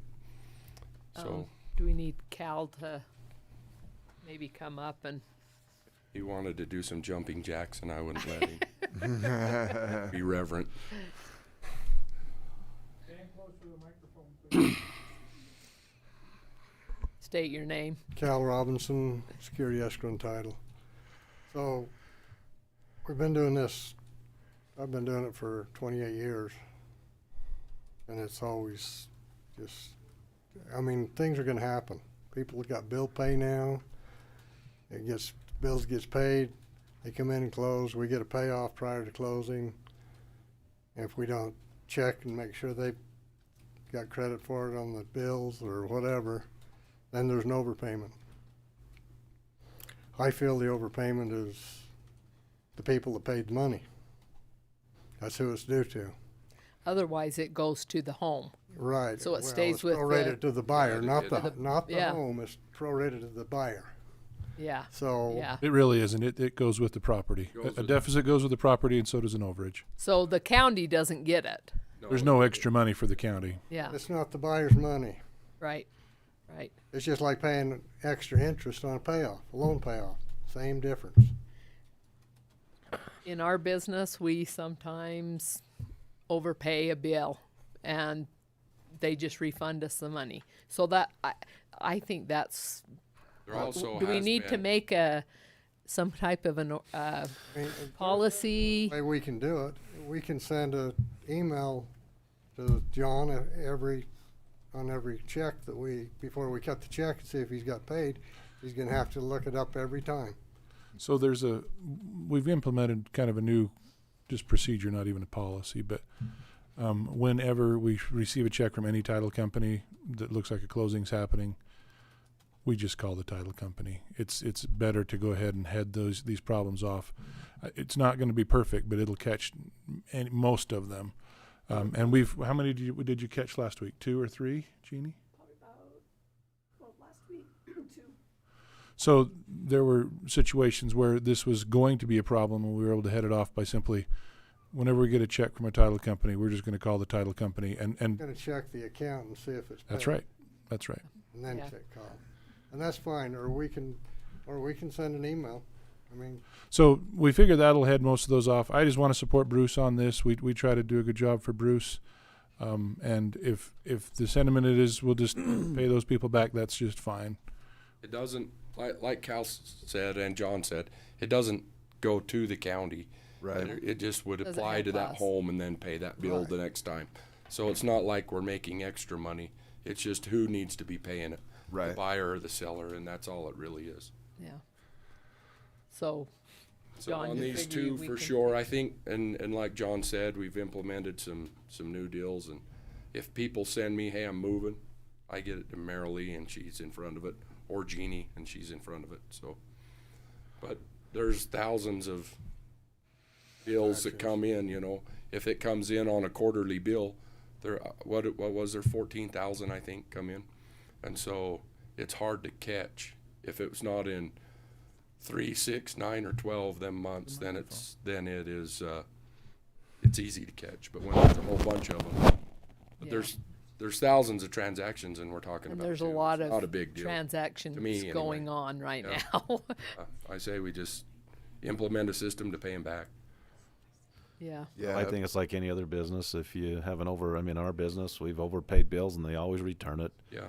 Or we've been double paid and we return it. I mean, it's just part of doing business. Yeah. It doesn't happen very often, but I mean, we just need a system. You give it credit to the house, however, the new owner of the house that paid the bill. Right. Absolutely. That's where it gets me. Yeah. Yeah. So yeah, we got 2 checks back, I think this last week, didn't we? You just send us back and then we can refund to the seller. That's great. Yep. Perfect. We good? I think so. Amen. Yeah, Thank you. thank you. I'm sure they're gonna put somebody else in. Oh, Reed, you're up. Number one. Are you sure there isn't someone? I don't know. in front of me? Probably. I appreciate your indulgence. That doesn't mean that we didn't save time so that you could take more. I appreciate that. How's that? I will be respectful of that. So we're on this item? Yes. Brett Creer, minor subdivision. This is a recommendation from the Planning Commission for approval. This is a 3-lot subdivision on Mid-Valley Road. You can see the layout here. There's a small 1-acre lot and about a 2-acre lot, and then the remainder parcel 3.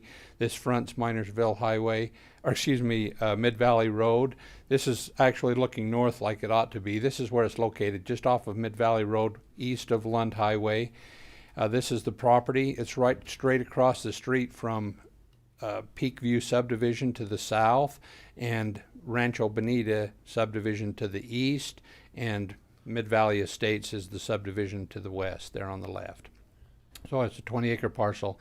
They're just minor lotting 2 lots off of the side, leaving a remainder parcel here that their interest is, that larger piece.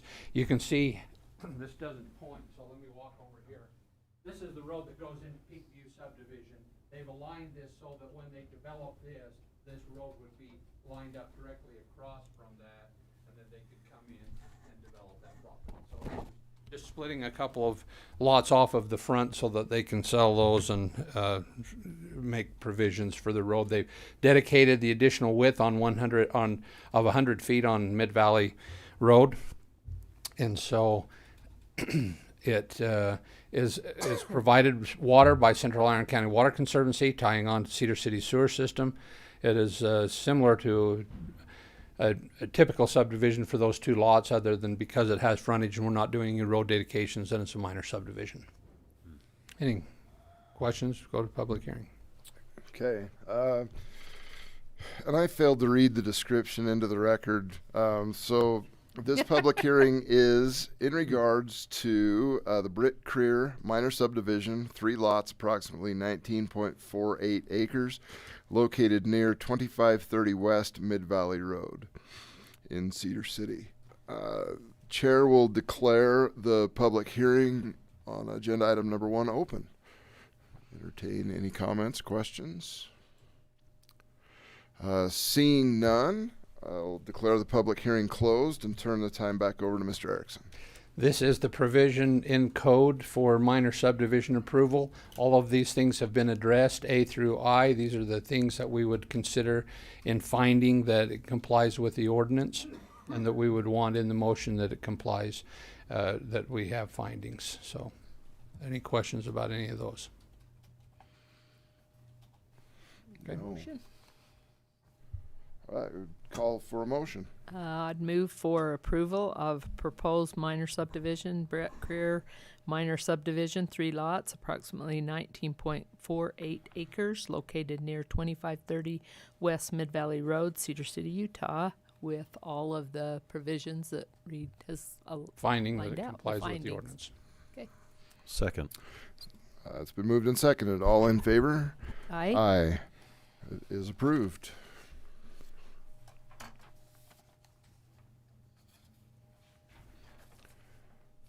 Want to take time to sign that right now, or do you? Yeah. Okay, let's do.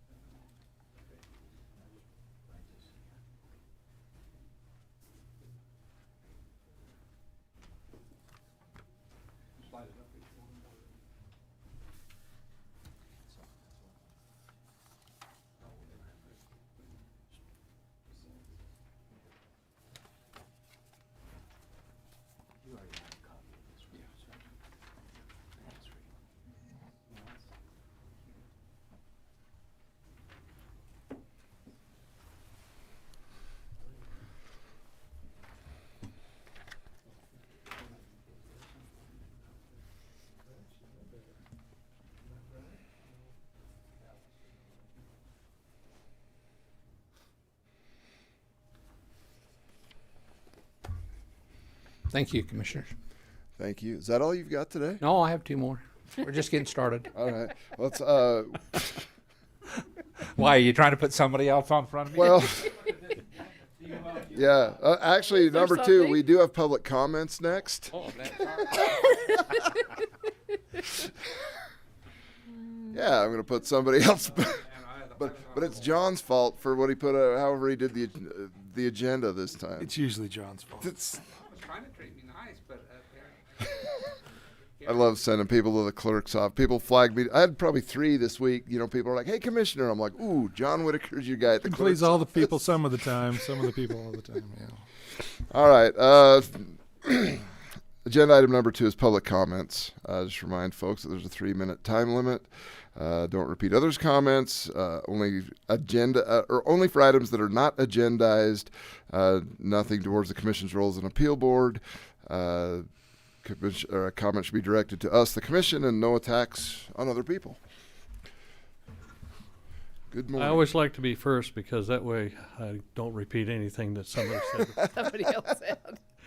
My name's William Pressgrove. This May 30th, we commemorate the loss of life to provide life and liberty and justice for our country. And every time we have a meeting, we stand up and we pledge allegiance to the flag, which represents that country. And the last 5 words or 6 words says, with liberty and justice for all. Those men, and we had June the 6th, which was D-Day, in which we commemorated the lives of all of those men that made this country, or kept this country free. So I want you to keep those words in mind, for liberty and justice, liberty and justice for all. 9/11/2001, 19 individuals killed over 3,000 people on our land. Do you think that their ideology behind what they did was for liberty and justice for all? Or was it for the greater good? Keep those 2 phrases in mind. And liberty and justice for all, or for the greater good. And I want you to figure or ask yourself which of those 2 phrases go along with this. No building may be erected, and no existing building shall be moved, altered, or enlarged, nor shall any land, building, or premises be used, designed, or intended to be used for any purpose or in any manner other than allowed by this title or amendments thereto, and as allowed and authorized by any other provisions of the Iron County Land Management Code. With liberty and justice for all, or for the greater good? Thank you.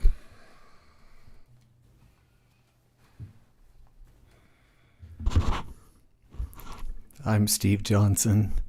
I did not come with any particular plan of what I wanted to say, but as always, the words spoken made my mind race with things that could be said. I feel better with you members of the commission than I ever did on Enoch City Council with my fellow council members. I know that you were elected with ideals of freedom and thoughts of what you could do to help the county.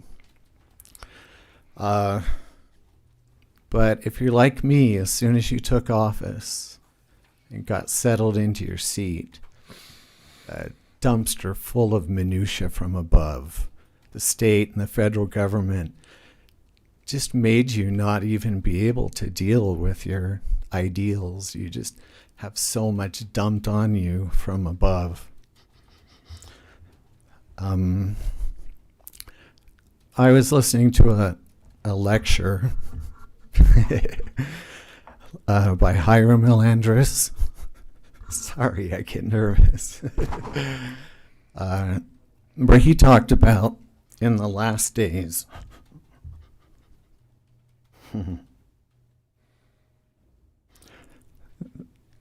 that the people of God would need to run things according to his ways instead of man's ways, which is pretty much what we do by force. I've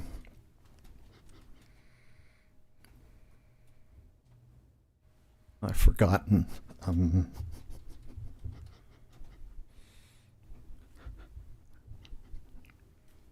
I guess the gist of what I was going to say is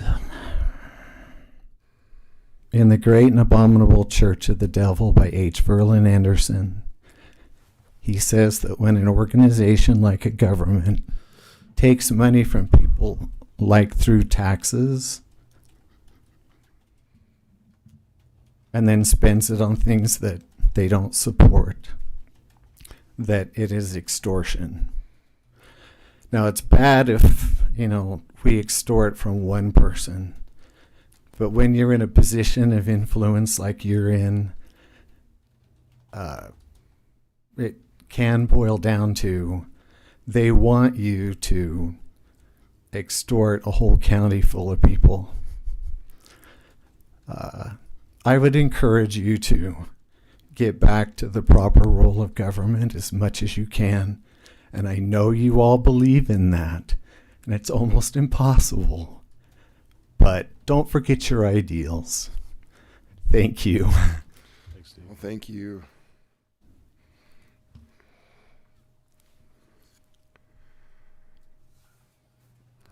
All right. Seeing no further public comment, let's move on to agenda item number 3.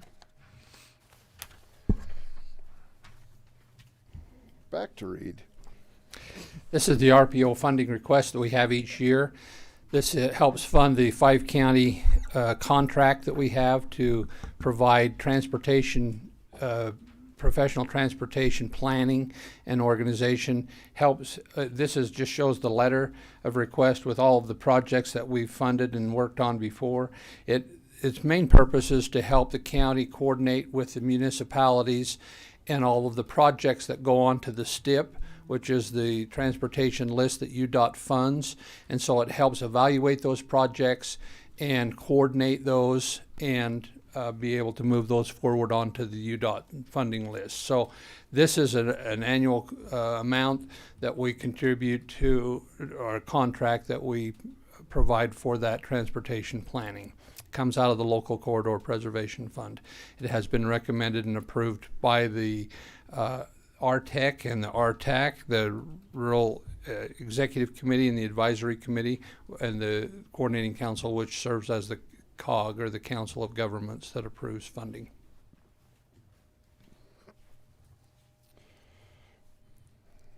All right, and again, I'm terrible today at reading things into the record. But the funding request for fiscal year 2022, the Iron County Rural Planning Organization funding consideration and possible approval.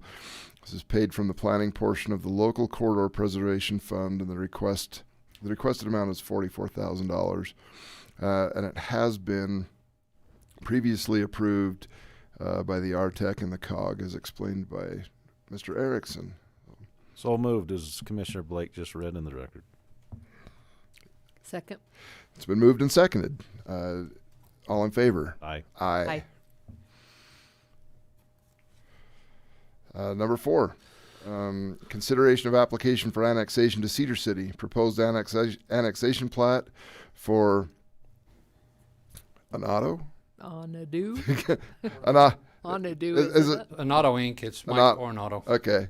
It was like part of a name. Anato Investments LLC, which is Mike Coronado. Parcel is 40.02 acres, and it leaves an island or peninsula of unincorporated county. This is the annexation plat showing the parcel at the bottom facing north being up.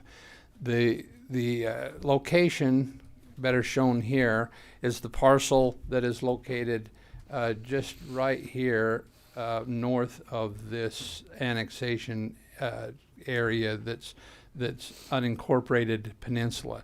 The concern with this annexation, and you'll recall we've had this on the agenda previously and was tabled pending some recommendations from Central Iron County Water Conservancy District to change their water fee structure and their requirement for development and water rights as development occurred, since there's quite a discrepancy between the way that Cedar City approaches it and the way that the Central Iron County Water Conservancy District requirements are. So again, just as a reminder, this area being just on the north side of 3000 North, which runs right along here, here's 3000 North, and this is 2300 West, or Airport Road. So it's right on the corner of that. The Monarch Meadow subdivision is just up here on the east side of Minersville, or 2300 West. This is the Flying L subdivision area here, Gemini Meadows in the Cedar City area. And you can see that there's kind of a patchwork in this area of annexed and unannexed property. You've got a big peninsula also right here that they've annexed up around the top. And it's been somewhat of a difficulty in coordinating in the past with Cedar City annexing. Some of the annexation laws have changed recently in terms of how notification is done, and there will be some new changes that we have to implement currently that the legislature did this year in terms of how annexation notifications are done. And there's a better opportunity for coordination, so hopefully we won't end up with a lot of the problems that we have now by following some of the new changes. What created the largest problem is this property over here that was all annexed, a large chunk of property, and they're having a hard time developing that because of the cost of getting water and sewer over there and being able to serve that in the city. And the fact they came in and wanted to know what the process was for de-annexing that property so that it could go back into the county so that they could develop in the county. And they've been working through that process. I don't think it's going to work to take it out of the city because we still have requirements for development for connecting to sewer, and that's part of their biggest challenge. So they're still facing that. But it created this unannexed peninsula of property right here that is left by just an example of the figures here. I'll just remind you that the subject property on the north, if it is annexed into Cedar City, leaves only an 11.7% opening of unannexed property that should be over 25% in order to not be classified by definition as a peninsula. The only way that it can annex into Cedar City is if both the city and the county agree to the annexation. So the city has said, yes, we are prepared to annex and on desire to annex this property. The county has to determine whether or not they want to agree to the annexation and allow the property to be annexed. Should the county determine that it's not in the best interest of development and that growth in that area and services for people, and say no to the annexation, then the property could not be annexed. Mr. Coronado has expressed interest in annexing the property for two primary reasons. One, the ability to develop that with far less water being required for the development under the Cedar City standard, and that he can also get a higher density for development than what was previously allowed for in the city or in the county. We have now adopted the R4K ordinance that allows for 4,000 square foot lots. He wants something a little larger than that. Doesn't really fit his development model for our structure unless he did a performance subdivision. He considered that for this 40 acres. He owns this 40 and 80 immediately to the north of it along 2300 West. I texted called Dallas Buckner, who was representing the Coronados on this annexation and development, and he called Mike on the phone and had a conversation since we talked earlier and indicated that he really wants to go forward in the city with this 40 acres and understands that it really wouldn't make sense to continue that annexation north, even though he may consider that. He would understand the county's position if the county said, look, we're concerned about this kind of development and filling in, covering over the existing unannexed areas with city property, that he would, recognize the need to coordinate and do something about that, and understands the county's position and concern about this being annexed and what it leaves as an unannexed peninsula, but that he would like to go ahead and have this annexed into the city so that he can develop now and not wait for rule changes and other things to take place. So that's what his desire was, as conveyed through his engineer this morning. Could you maybe touch on, just for record and for other people, the reason why you don't want island or peninsula, what the challenges are with that? This particular area specifically, and generally speaking, I would just say that the reason that the state, by definition in the statute, says that an island or peninsula left of unannexed or unincorporated land should not be, you should not have an annexation that would leave an unannexed peninsula or island, is because of the provision of services, where infrastructure comes from, hopping over one boundary to serve the area through emergency services, water and sewer infrastructure, and you've got county unincorporated areas with water systems that overlap city water systems, and it just becomes a real difficulty in terms of more efficient provision of services.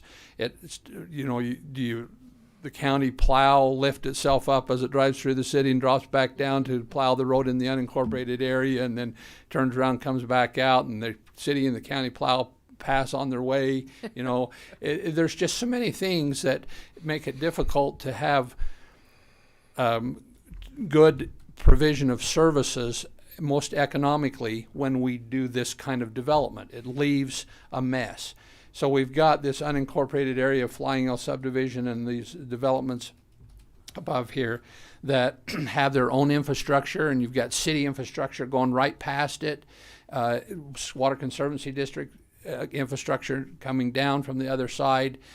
Less of a problem with sewer because we're all on the same sewer system, but the other systems are not, and especially provision of services over time and maintenance of systems and road structure, infrastructure and everything like that. So this is not something that we want to see happen. It's not good planning. It's not good development. It's not good for the citizens paying taxes and how much it costs to provide services when there's this kind of overlap and duplication and confusion.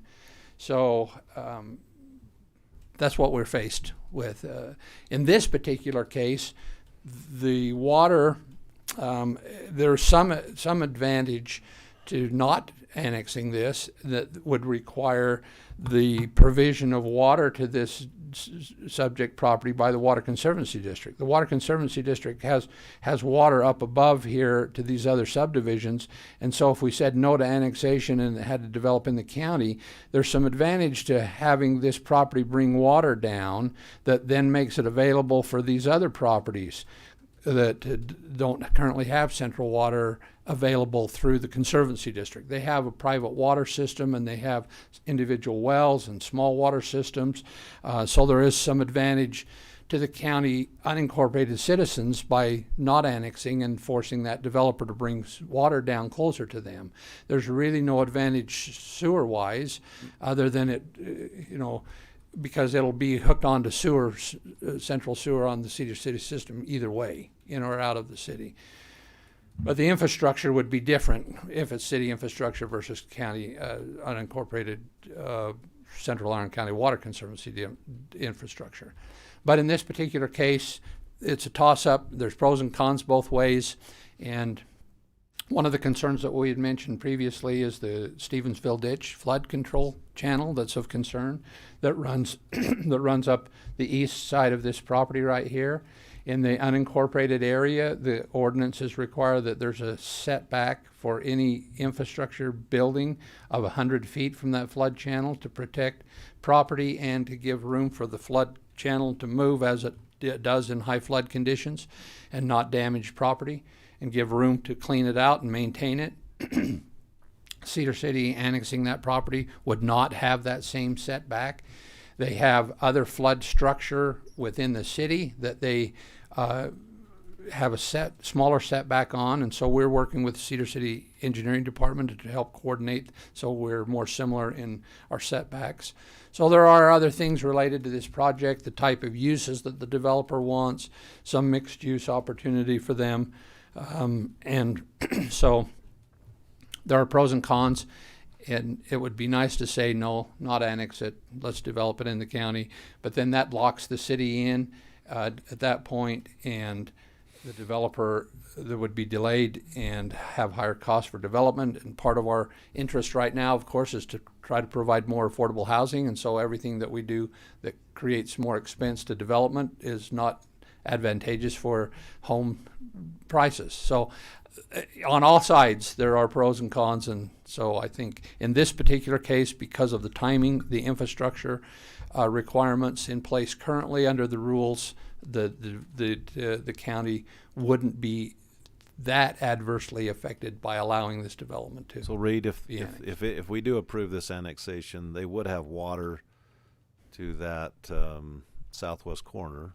And so that. But it would be city water. Yeah, right. But then the piece across the street could annex in. That could be approved for, right? Well, that's part of the concern. Because it's contiguous to the piece that's already annexed to the west, right? So they could annex that in, and they could pull water from that. Take a percentage off, right? Well, they could only annex. You're talking about this property to the east or west. The west, here? right there, yeah, west of 2300. No, not that one. The one below it. The one below the little, right there, the little lots. Yeah. Couldn't that be annexed because it's contiguous to the other piece that's annexed? It's contiguous over here. What's that? But then it would It's cut off contiguous our on this side, but it's not peninsula. contiguous over here. It would cut off our peninsula, right? It would not. This property is not contiguous to the city anywhere right now. Well, isn't that even piece, with didn't this you say the piece annexation. to the west of that's already been annexed or not? This piece, no. No, to the west. To the west. To the This north, is. right the there. west. Yes. This is annexed, Yes. but not this. Right. Yeah. That's what But I'm see, saying, to there's the another west. piece right here. So this piece right here wouldn't be able to annex without this piece annexing Right. as well. That's what I mean. All of that. This could all annex. Yeah, that's what I'm talking about. Whole piece. Yeah, it could. That's what I'm talking about. And if they did annex, they would have water to that. But if they annexed, then you're They cut off our cutting off peninsula. all you've got is an opening right here. That's their only opening. Because you've closed that clear off across here. That's the only part that we have peninsula left. Then you've got this, all the rest of this property that's basically a little island other than this little piece. You know, it's a peninsula, but then all you've got is this opening. And, you know, one of the policies that we had in the past and we've always said is that even if property is in an existing peninsula and it wants to annex, we would go ahead because it is helping fill in the peninsula. And so we would be okay with that generally speaking. But in this case, where that opening is so big across the top without filling in some of that underneath, it does create more of a problem. And then you'd say, well, then why not just annex this piece? Because then it's adjacent to this piece after it annexes, and then you fill it in, and then you do have an island. And I don't know the likelihood of this ever being able to be annexed unless the city changed its position in terms of infrastructure requirements, because it's just not going to meet the city standards in which they're. I think that Flying L subdivisions, no matter what the Cedar City does with their annexation plan, Flying L is a perfect example that some people don't want to be in the city; they want to be in the county. Yeah. Right. So that's why they move out there. But the challenge is you can't just cherry pick around this little piece and this little piece and that little piece, or otherwise we're left with a mess. Well, and we we have already problems are. like that in Buena Vista. We have islands and peninsulas existing, and it is a logistical issue. Yeah. We're fortunate, to have And people get like some Bruce of those filling 'em in. really kind of do a lot of horse trading when it comes to, infrastructure and services. Right. It's just not a good situation, and we should avoid it when we can, I think. That's where we're at. The other thing you addressed was the Stephensville ditch. With the city not having the 100-foot setback, you know, if we do have a 100-year flood and something goes wrong in the Stephensville ditch and it floods that development, Cedar City. it's Cedar City's problem, right? I don't know. And whose is it? It's a real difficulty because the county is still responsible for flooding, even in, That in is the cities. true. And we contract with the cities. They have storm drain systems, and they do what they can to help too. But I don't. It's just like when Wichita flooded. City and the county both got sued, even though it was out in the county, because the flood channel goes through the city, and they collect water from the city, and a lot of the water that ends up in these unincorporated areas comes from the city in flooding. So we'll all be sued. I don't think there's going to be one or the other that of us gets left out because. Well, and we've had such cooperative efforts on widening and bolstering those channels as well. I mean, well, and Cedar City has done a good job in terms of rip-wrapping and increasing the capacity of the flood channels themselves so that it doesn't do damage to adjacent properties. And that's part of their philosophy. The reason that they don't believe that they need that large of a setback is because they've done so much work in the flood structures themselves to try to contain the water within the flood channels all the way through Coal Creek, you know, through town, that they could reduce the impact from flooding so that they could reduce the FEMA flood map and take those areas out of the floodplain. So, you know, there's two ways to look at that. And Stephensville's in pretty good shape, right? It's good and deep, and cleaned out good, and so we've maintained it well. And and because we're also doing this new study through NRCS. We have $500,000 a grant from NRCS to evaluate flooding, what they call the lower Coal Creek area, that from the Woodbury split, they're doing an evaluation of Coal Creek to determine what capacity it has for flooding and then what improvements need to be made, and identify structures under roads and culverts and different things to increase its capacity to minimize flooding as well. That I think that the Stephensville ditch in that area is going to be in pretty good shape. I don't think that we're going to have the concern that we've had there in the past. You don't envision Stephensville need to be widened or anything? You think it's good the way it is? They may have to widen it a little bit and deepen it, but with the setbacks that we have there, I think it will be okay. Even with if we annex it, we're still 20-foot setback 20-foot, requirement. okay. So we should. I think we'll still be okay. Did I know that in 2005 we had some pretty significant undercutting by Mid Valley and Lund Highway, just from just washing it out. Right. The riprap hasn't made it that far down, I don't think. No, it has not, and that's what this study will evaluate: is what structures in roads and channel blocks right now need to be improved so that those can be fixed for future flooding. Because it isn't really the capacity so much of it in the stream channel itself. It's culverts and bridges and things where it gets bottlenecked that need to be expanded. So it seems like the horse is dead on the annexation. So they do want the annexation. The developer does want to annex, yes. Should we move on it? Any other discussion? I would, call for a motion. I'll move for an approval of the annexation to Cedar City proposed annexation plat for Onadu Investment LLC, Mike Coronado, parcel 40.02 acres, leaving an island or peninsula on unincorporated county. Annexation must be agreed by city and county. Second. It's been moved and seconded. All in favor? Aye. Aye.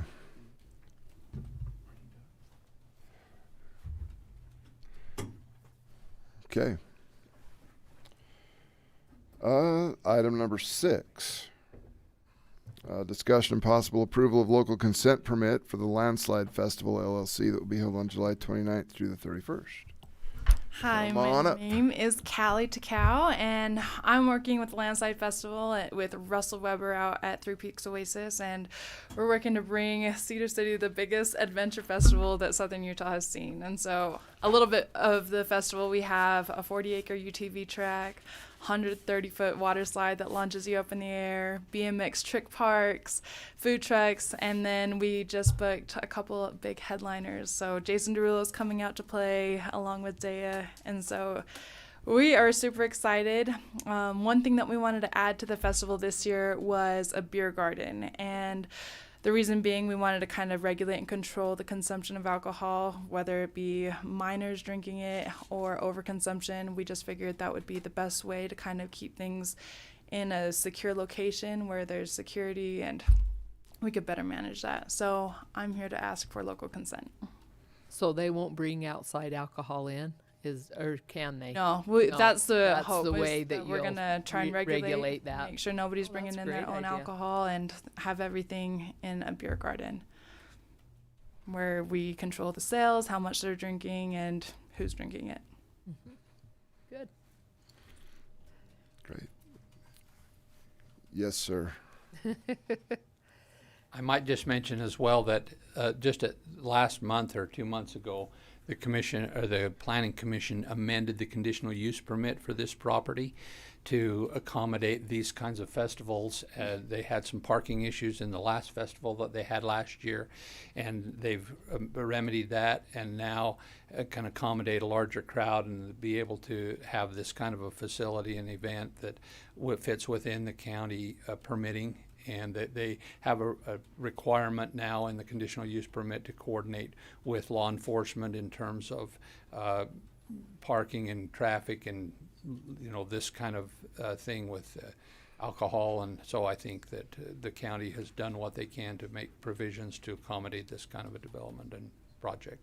So I wish we had the road done. We're going to do the road a little further out. We're going to chip seal it a little. I wish, be nice, and it will go. There. That would be nice to. And they may have construction. I hope that doesn't interfere, because they are probably gonna. The solar company's probably going to be starting. Yeah, yeah.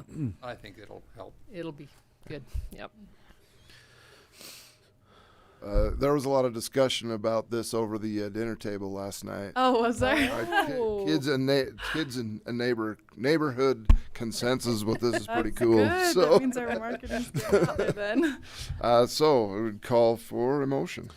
I will move to approve, to grant approval of a local consent permit for the Landslide Festival LLC that will be held on July 29th through the 31st. So there was an amendment to the days. That used to be the days. It's going to be the 30th and the 31st. 30 and 31st. Okay, so I'll change that to the 30 and 31st. Okay, I'll second that. All right, it's been moved and seconded. All in favor? Aye. Aye. So where do I go to get this signed? Do I do it here now? I don't know. Is that? I don't know. Let's see probably it. Let's see it and see what it. And also, do you have a pen? And when I was filling this out, Absolutely. it was the 29th. It is the 30th now. The parking lot looks fabulous. I was by there the other day. We just printed out the aerial shot. Oh, nice. Copy So, the ball for us. a huge lot of land. Oh for yeah. parking and Oh, 3 gates going in. Yeah. Wow. Excited. Yeah, that's nice. I heard the slide is scary as heck. Have you done it? I've done it, and it's a thriller for sure. So. You have to have a few to go on the slide. No, I went down. Without. Yeah. So yeah, it's looking to be a good time this year. That's crazy. Thank you so much. Thank you. Thanks. Let's see, we've done number 7. Let's go to 8. Discussion of possible sale, lease, or deed remaining portion of closed road, 100 West in Summit, to the owner of adjoining property. Thank you for reminding me why I'm here. To begin with, Jonathan, I apologize for not realizing I was speaking to you when I called about my wrecked garbage can. Well, you called and I didn't recognize your voice. I didn't expect an elected official to answer a trash can question. I don't, you know why that is? It's because I don't answer them very well. No. I don't want to overwhelm That's you not with true. the complexity and depth of my handout, so I've pulled up a few reference items on the screen too to try and help. This is as Bill, thank you. As Bill was passing those out, he actually brought this before the commission in 2015, and I won't steal his thunder, but it was considered a few years ago, and there are a few interesting laws at play as well that go into this. Has it changed since then? The law, no.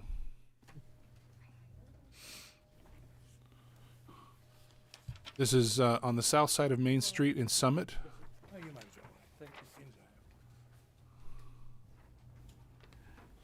As Jonathan mentioned, I did come before the commission, obviously a different commission, back, was it 15 or 16? I think it was 16. I can't remember, 15 or 16. And I thought it was a simpler request, but evidently I opened a can of anchovies. And there was some sort of a panel appointed, if I remember, by Commissioner Adams that was going to study this. It never happened. Assessor was involved, the attorney, and all the, pardon my French, but all the nonsense that came up over the years, just looking at what has taken place here in Iron County, everything that was concerned, like, well, is this a road? Is it not a road?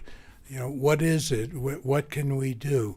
Well, I can assure you, I'd rather reverse the order of my request and make just assigning the property to me. And why do I say this can be done? As you can see, it says closed street. That, by definition, says it's a street or road, whatever you want to call it. Now, what can the county do?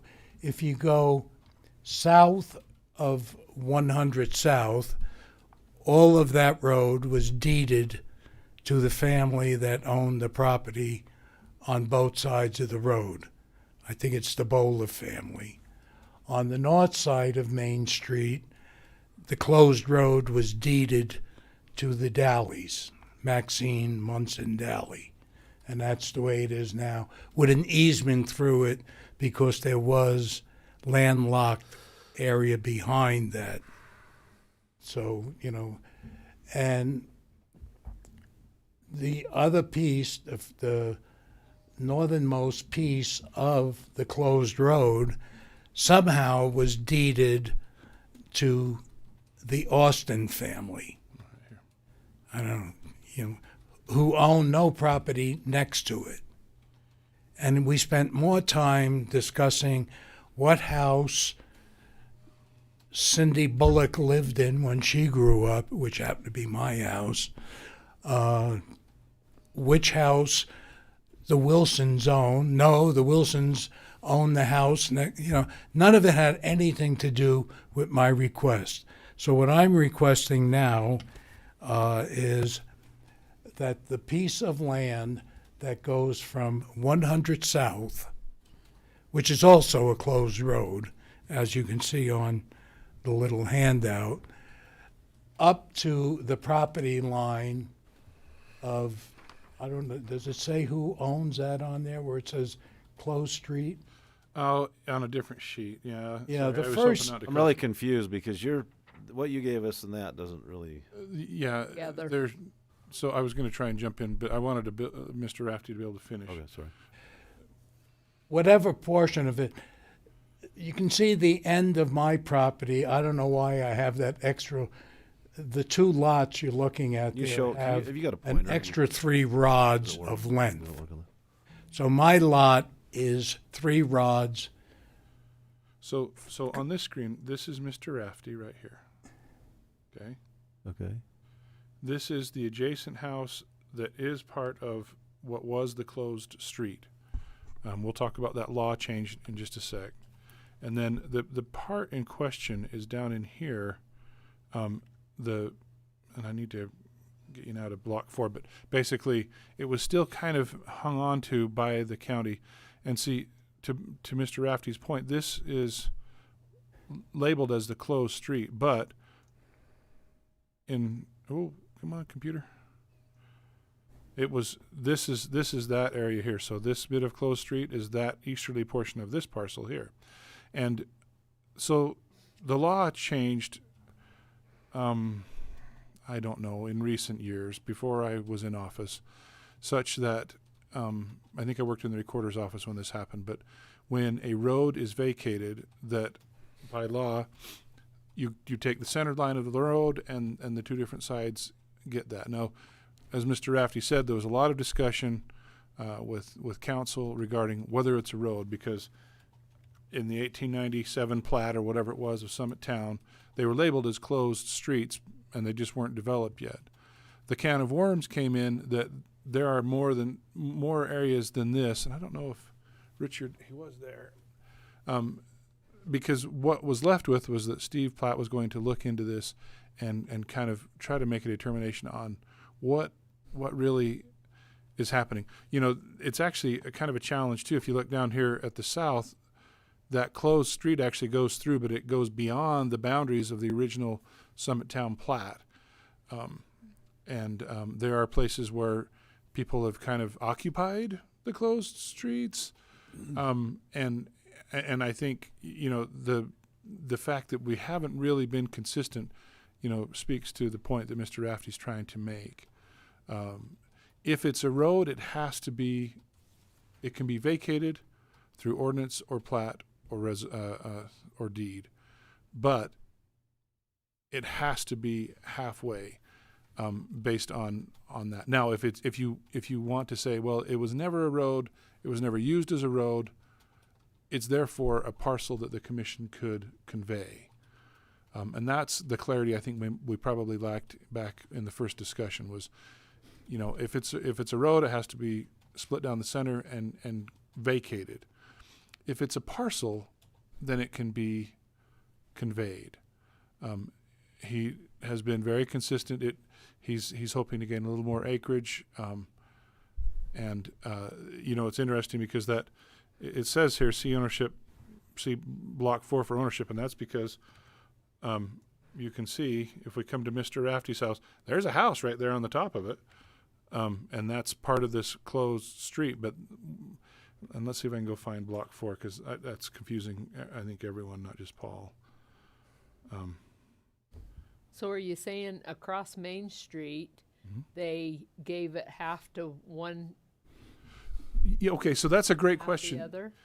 No, because that law was relatively new, and most of those transactions, the house next to Mr. Rafty, the bit across the street, all happened before that law was enacted, and there was any question as far as what you do with a closed street, or a street. You know, any kind of road that you vacate has to be split down the center. That's the. Why did they give it to Austin then, or why did he buy it, or where did that come from? We would have to go and look and see what the action was, but I think again that law wasn't in place, and so someone said, "Hey, no one's using this as a road. Do we need it as a road? Can I put a house? Can I own it?" And I think, I presume that the answer was yes. Let me just see if I can find. That's exactly my point. Yeah. The county had the power, obviously, to sell or deed the land to Austin. Then it became Wilson through marriage. Now it's back to Austin. Oh. But the county had the power to deed that land. All right. When I bought my house, I had an attorney, you know, I said, check this out because I'm buying it from the government. And when you buy something from the government, you buy it warts and all. And Bruce Jenkins down in St. George said, you know, you do realize there's a road right next to your property. I said, well, that's going to come as a surprise to the people who live in the house over there.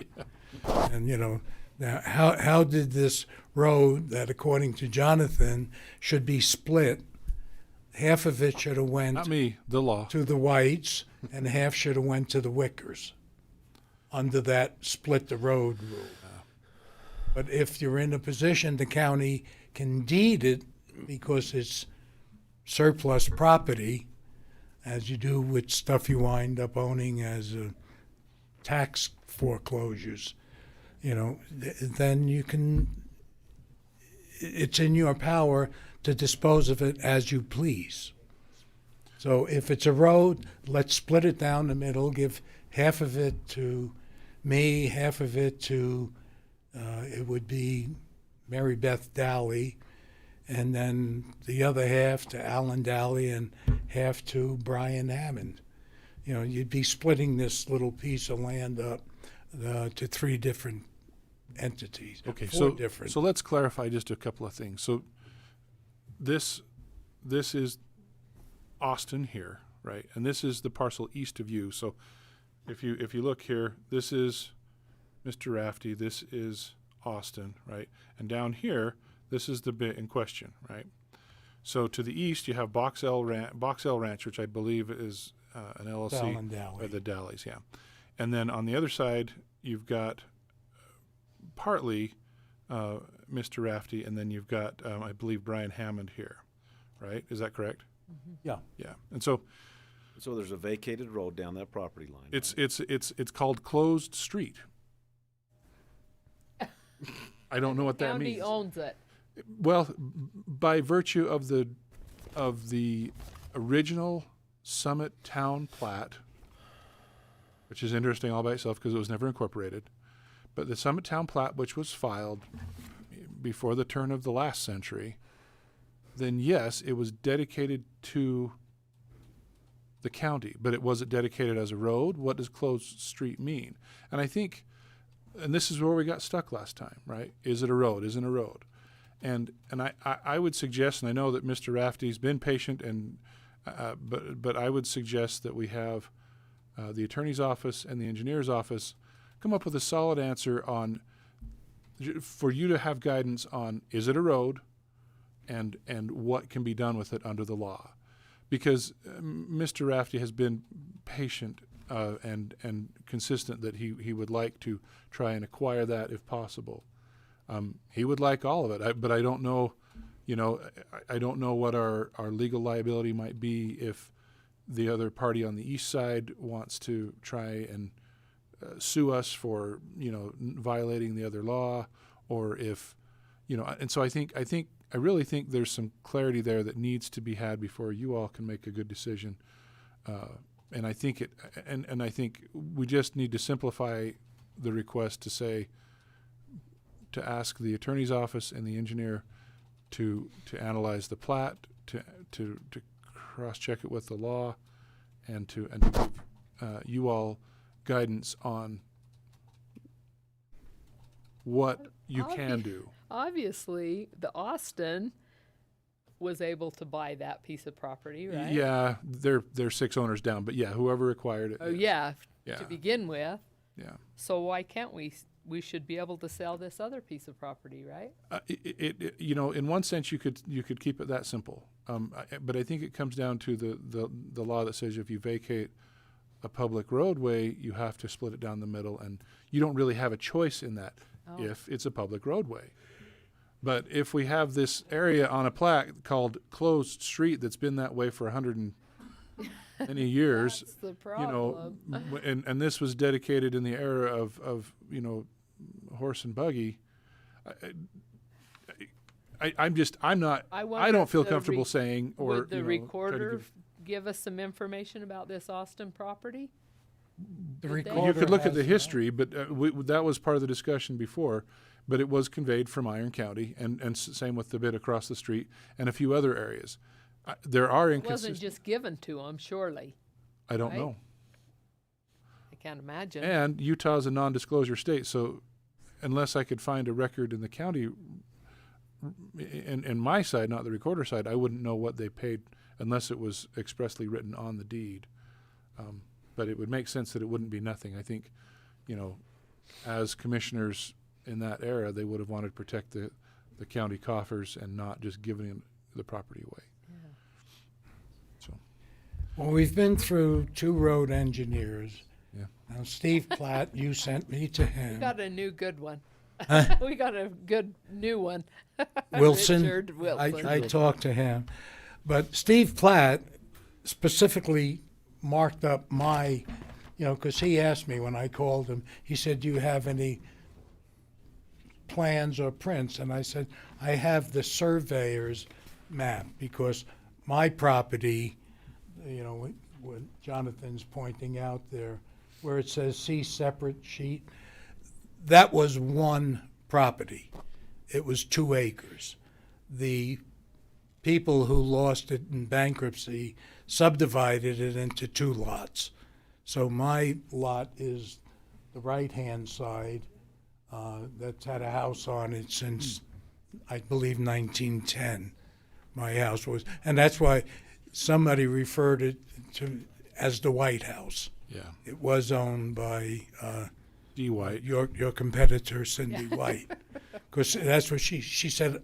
I grew up in that house. I said, is there anyone in this town who didn't live in my house? The 3-chimney house. It's also, and so, you know, that's where the subdivision, you know, the breakup came, and why those 2 lots that were one are 3 rods longer or deeper than the rest of the properties going east and west. It's beyond me. So between my lot is 3 rods beyond the south border. There's quite a of jog there, isn't the there? Austin. Mhm. thing. Well, somebody keeps moving the line on the GIS system. They don't know what to do with it. Goes from here to there. I don't know who plays with that. They don't know what to do with it. It actually comes down to the ownership plats. And evidently, it's that. So it's there. So Austin is 247.5 feet deep, Right, which and then isn't mine reflected. Is 298 or something. Right. You have some 49 feet and 3/4 of an inch deeper. You know, I don't know why, but it is. Well, I like your idea, John. I think it sounds like Mr. Rafty's been very patient, and I think we need to get legal and recorder's office and engineer and just make a decision and We need do to it. get this taken Be care done with of. This doesn't need to just sit here like Right. this. Well, when I went to the recorder's office, you know, I asked, and this is back the first time, I said, well, who owns this piece? And she was her computer says tilt. She cannot identify. Speaking of her, a piece of property. She's right here. There she is. I was talking about you. Where is she? Do you have something you can Well, I mean, tell I us? haven't looked into this at all. I've never heard anything about it, so I'm not exactly sure. Could you research it for us? So let me tell you, I worked in the recorder's office and I did research it. And at one point, I swear I had seen the original Summit Town plat, but I haven't seen it in a long time. Have you? I mean, I haven't looked for it. Yeah, and so maybe. Heard anything about this Well, until if you this put date. your little arrow on it, like, well, you know, to identify who owns it. Like if you put the arrow on mine, it's gonna bring up my name, and it wasn't you. Oh, on the GIS map. Right. Is this what you're talking about? Yeah. Yeah, County. whoever was, you know, in there at the time said, I do not have access to see who owns that property.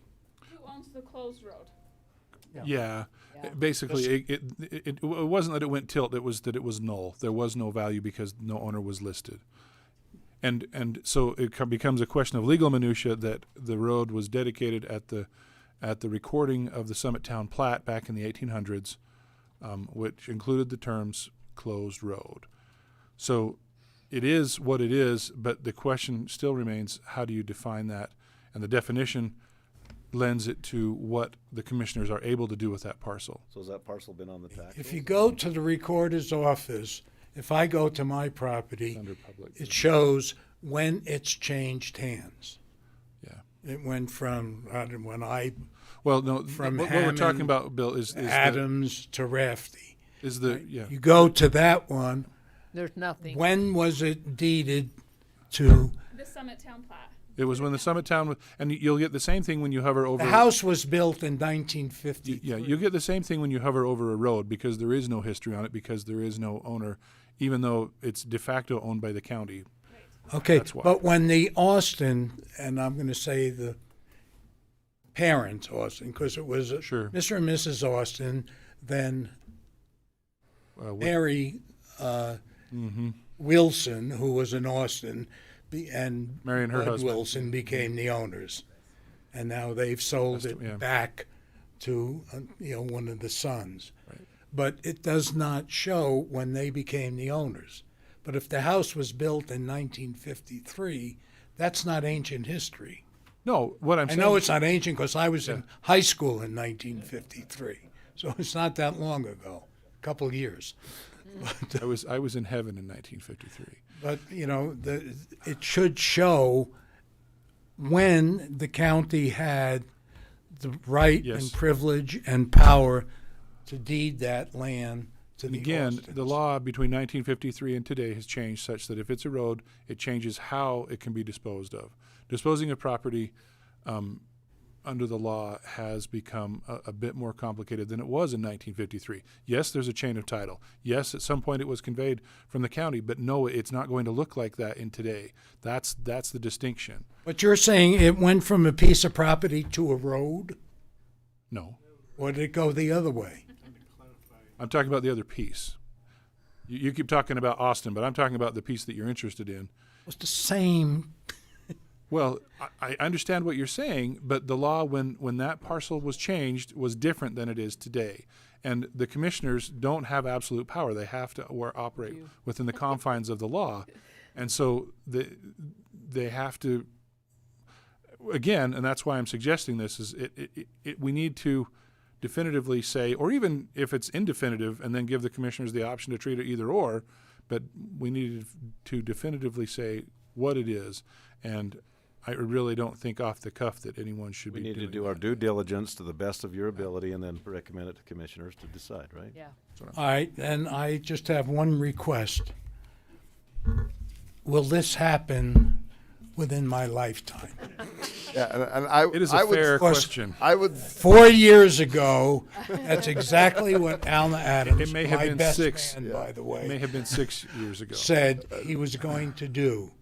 So I would say let's recommend that we have this back in 30 days. Is 30 days enough to have the engineer and the county attorney's office peruse it, and is that reasonable? A reasonable amount of time? Okay, so you're talking July 12th. Is that that's not one meeting but two? Yeah. 2 meetings. Yeah, let's tentatively agendize it for the 12th and see if we can have an answer back We need a by then. timeline on it, otherwise. Would you like to table it until the July 12th meeting? I think that's the right thing to do. The main thing I would like to do is get all the junk vehicles off the road. If it's the county's property, then you guys should remove the junk that I have to stare at. Absolutely. We've got trailers. Especially if there's animals living in them. It's just it used to be. There's also a very considerable concern on Mr. Rafty's part. And what was the couple that owned it before the Austin piece? Bud and Mary Wilson. The Wilsons, regarding fire mitigation, because they've got that cheat grass or that bitter wheat that comes in and will burn at 37 miles an hour, and so. Well, that was the concern. I think the fire mitigation is a very real concern. I think for Mr. Rafty. Yeah, let's put a definitive end date so let's revisit it on July 12th, and so that we don't say, well, let's look at it and then wait another 4 years. Let's put an end date on it of July 12th and come back to it. You want that in a motion? You need to. Do we need to no, I don't think we need. I don't think. Just table it. Let's just table it and the chair can declare that. Yeah, let's just declare it tabled for this point, but but let's re-agendize it right now for the 12th, and so that it's back on there. So July 12th. July 12th. So I can show up here. Yep. Don't check out before then.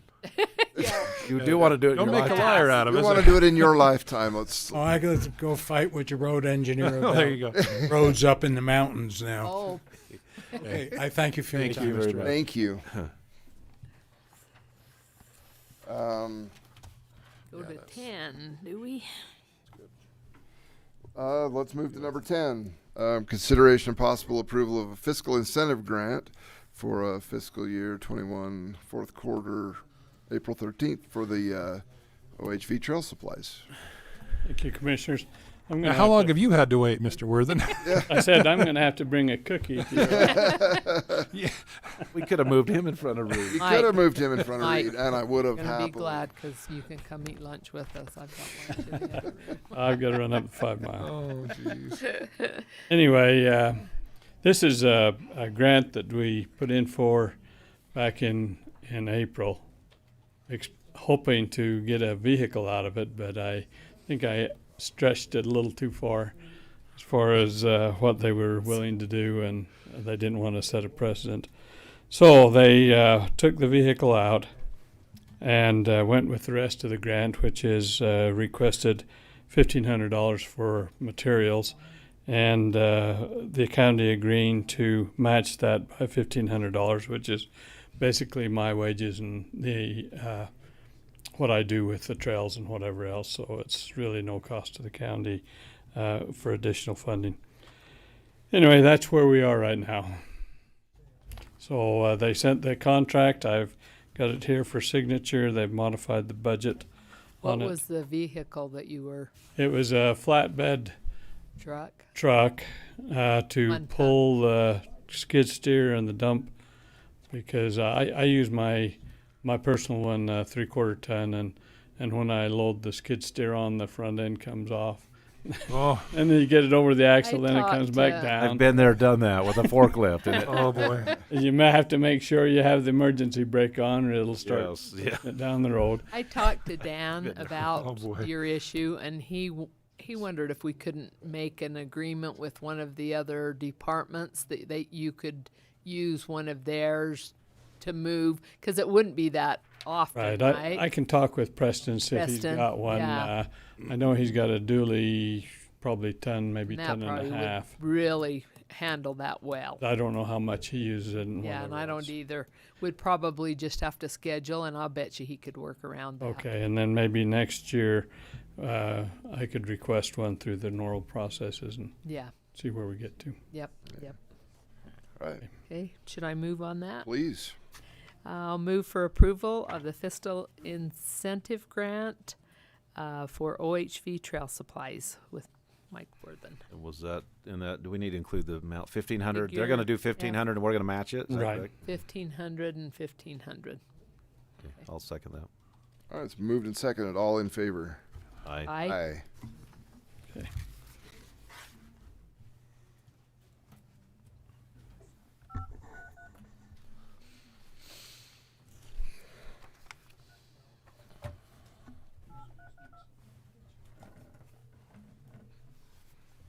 Okay, thank you. Thank you. There's that. We are to number 11. 11. Okay. No, he just called it up, so you're perfect. Is that Christine? Christine. Yep, she was watching, but it just that last one moved fast, I think. Okay, this was a review and approve the results of the tax sale, which was held last Thursday, or a couple Thursdays ago, May 27th, 2021.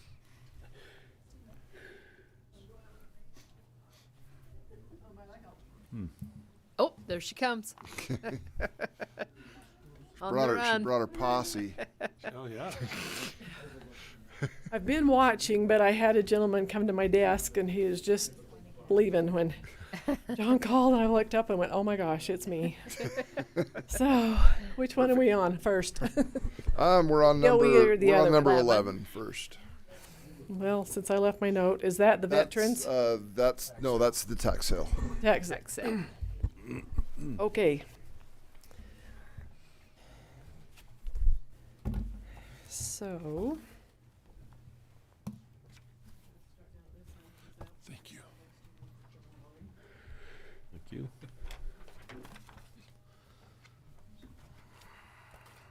Oh. Sorry. Thank you.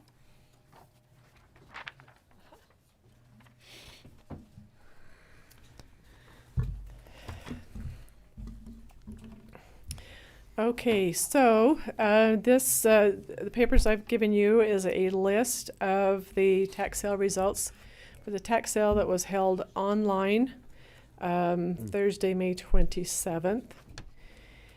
And it's always interesting to watch and see what people are buying.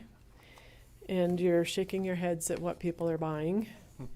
But we do advertise buyer beware. So all of the properties sold at the tax sale but one property. And there were no bids on that one. That's on the 3rd page. And then parcel number 16 on the 3rd page. Kind of that little strip there by itself there in the middle, it says did not pay. What we had is an individual that bid on property, and then when it came down to it, they refused to pay their bid amount. So Bid for Assets, who is the company that took care of the tax sale for us this year, again, they contacted the second to last bidder and offered the property to them for their bid amount, and they declined the property also, which was really just as well because it was a really bad piece of property. So those two properties will be struck off to the county, and that's why John had an extra piece of paper, is because I am turning them over to him if you approve the tax sale for him to worry about. So this year we collected in taxes, penalties, and interest an amount of $27,405.62, which was owed to the county, plus an additional almost $38,000, which is used towards postage, advertising, our property search for the titles and whatnot. And so that money comes to the county, and then it left a surplus after those fees were taken out of the final bid amounts of $504,472.69, which becomes surplus funds that will be eligible for the individuals that lost their property due to non-payment of taxes. They can claim those funds. So the information will go out to, I will prepare letters to the owners prior to the tax sale, notifying them that they have funds available to them, and then they need to fill out a claim form that I will enclose with the letter. If you look at page 2, page 1, you'll notice off to the side in the green column there's like 52 cents and 80 cents. That's surplus funds. And unfortunately, I have to notify the people. So it will cost more in postage, envelopes, time to notify them that they have 52 cents. And the reason for that is because Bid for Assets, they round the number up of the tax that's owed to us. And there was only one bidder on that property. If there had been 2 bidders, then there'd have been more surplus funds, meaning there wouldn't have been 72 cents. For instance, there's one there that's $100.52. That means there was 2 bidders because the minimum was $100. So anyway, interesting things. So do you have any questions on any of it? What's the red? Why is it in red? Sorry. I was going to mention that. The only difference in the red ink and the black ink is this year we had 2 different tax sales. They ran together. But last year we had several people that reneged on their bids, and one of them was a home. And so it ended up not really coming back to the county, but it was a big nightmare of a mess that did get straightened out. But at the time we were only requesting, or what is the word I'm looking for? We only required a $250 deposit for the individuals to register to bid. And that was even for homes. And so what we did this year is we separated the property into two different classes. One, the property that maybe wasn't that valuable, for instance, West Desert properties, versus properties that may have a home on it, or was mountain property that had greater value to it. And we required a $2,500 deposit in order for those individuals to participate in the bidding process. So non-refundable if non-refundable. Yeah. Mm-hmm. Right. The one that reneged, that had the successful bidder, it was a property that had the $250 deposit requirement. So, you know, they're out $250, but we actually, let's see, I think we've got that money. I'm not going to say anything because I'm not positive on that, but at any rate, so that's the difference between the red ink. I did that when I threw the two reports together, so if at some point I wanted to know, okay, which property was on which, you know, which money you have, yeah, I could tell at first glance that the one in red was the one with the higher deposit amount. So the information will go up on our website probably by the end of the week or the first of next week for individuals that want to look to see how the tax sale came out. So any other questions? No. Okay. Me. Call for a motion. Okay, I will move. Is it my turn? I'll move to approve the results of the tax sale held Thursday, May 27, 2021. Second. All in favor? Aye. Aye. Aye. Okay. 4.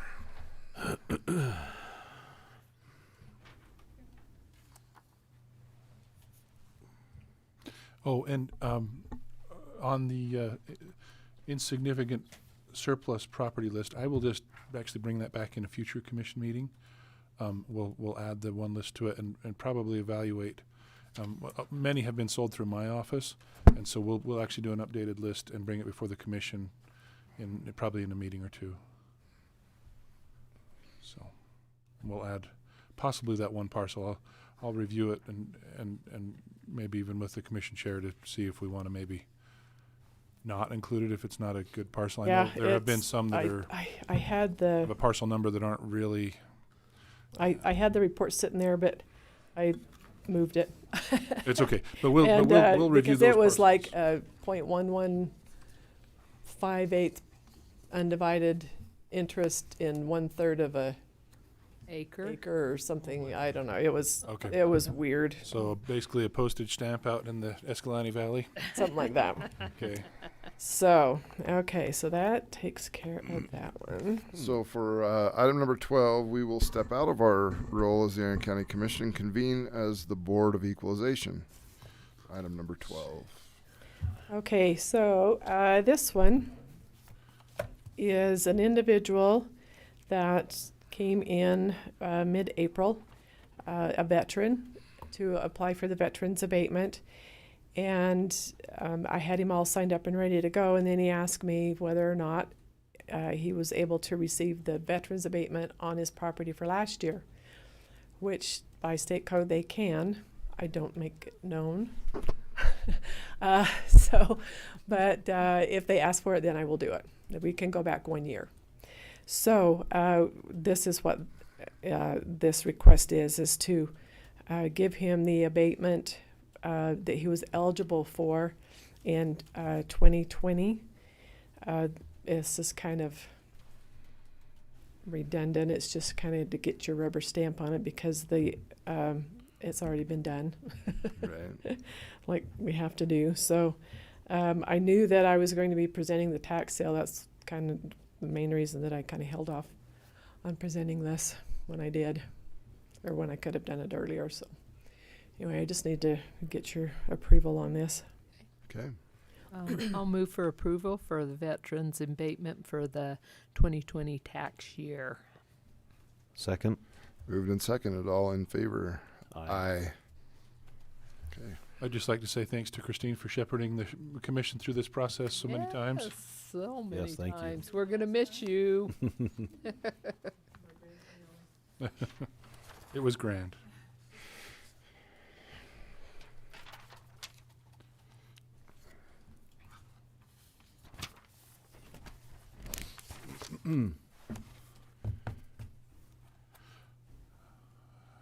While you're working on that, I wonder if on personnel items, for items of a similar type, commissions in the past have kind of grouped those together rather than make separate motions.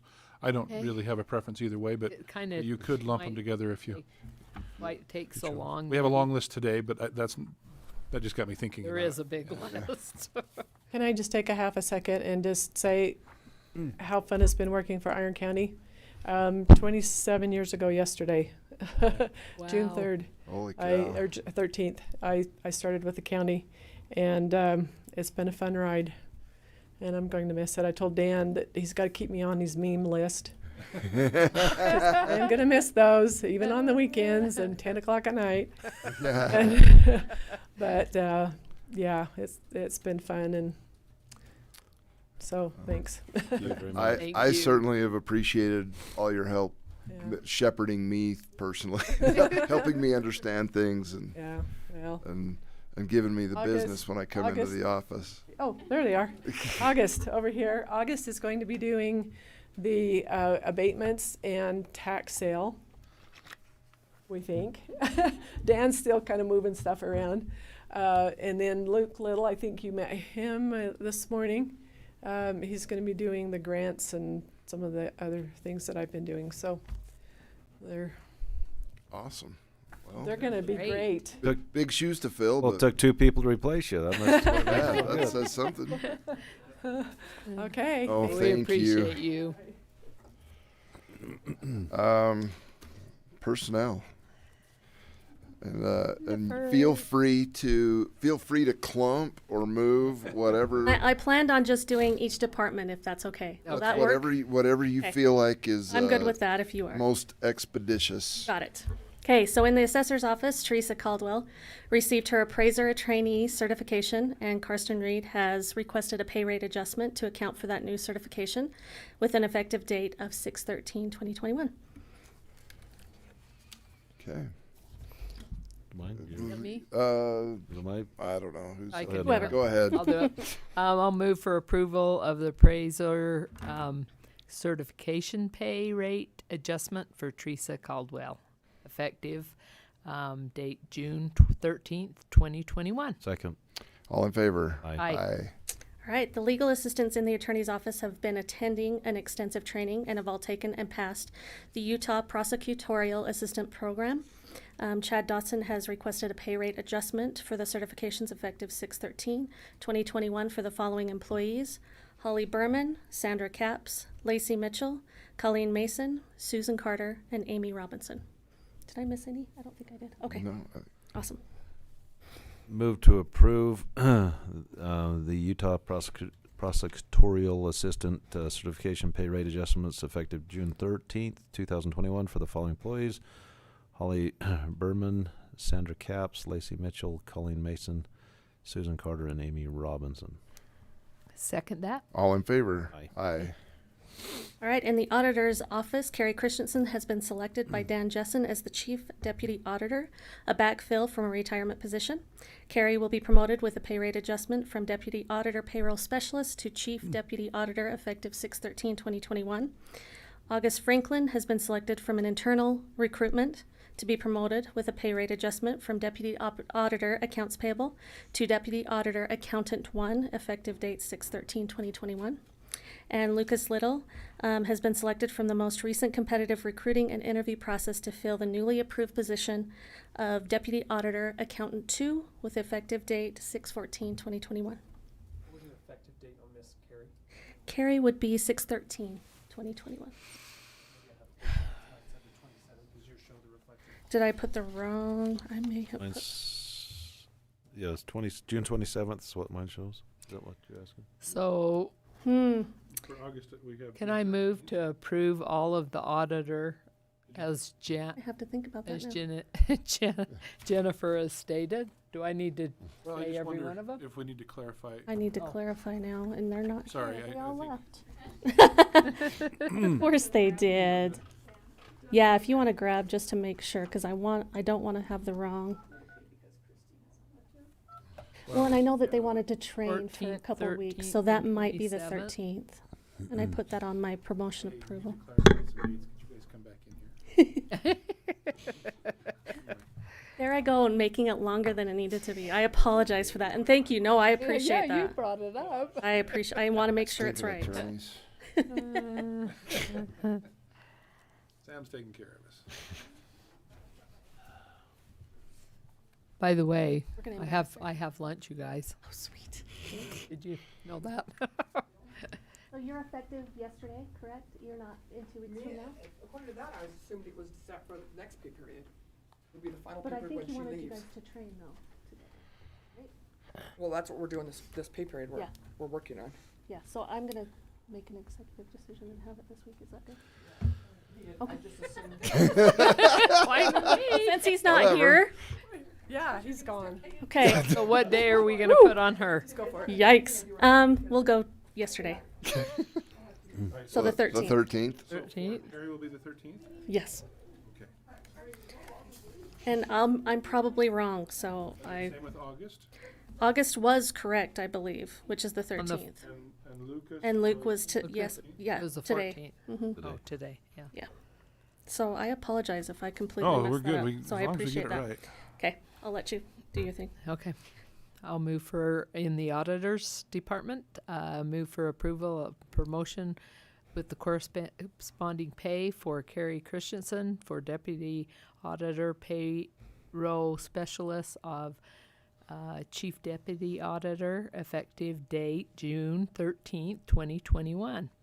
And I'd move to approve the promotion with corresponding pay for August Franklin from Deputy Auditor Accounts Payable to Deputy Auditor Accounts 1, and her effective date is June 13th also, 2021.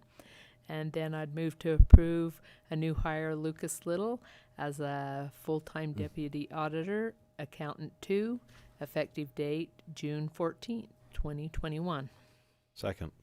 All in favor? Aye. All right, in the clerk's office, Brandy Robb was selected from the most recent competitive recruiting and interview process to fill the newly approved deputy clerk position, effective day 6/14/2021.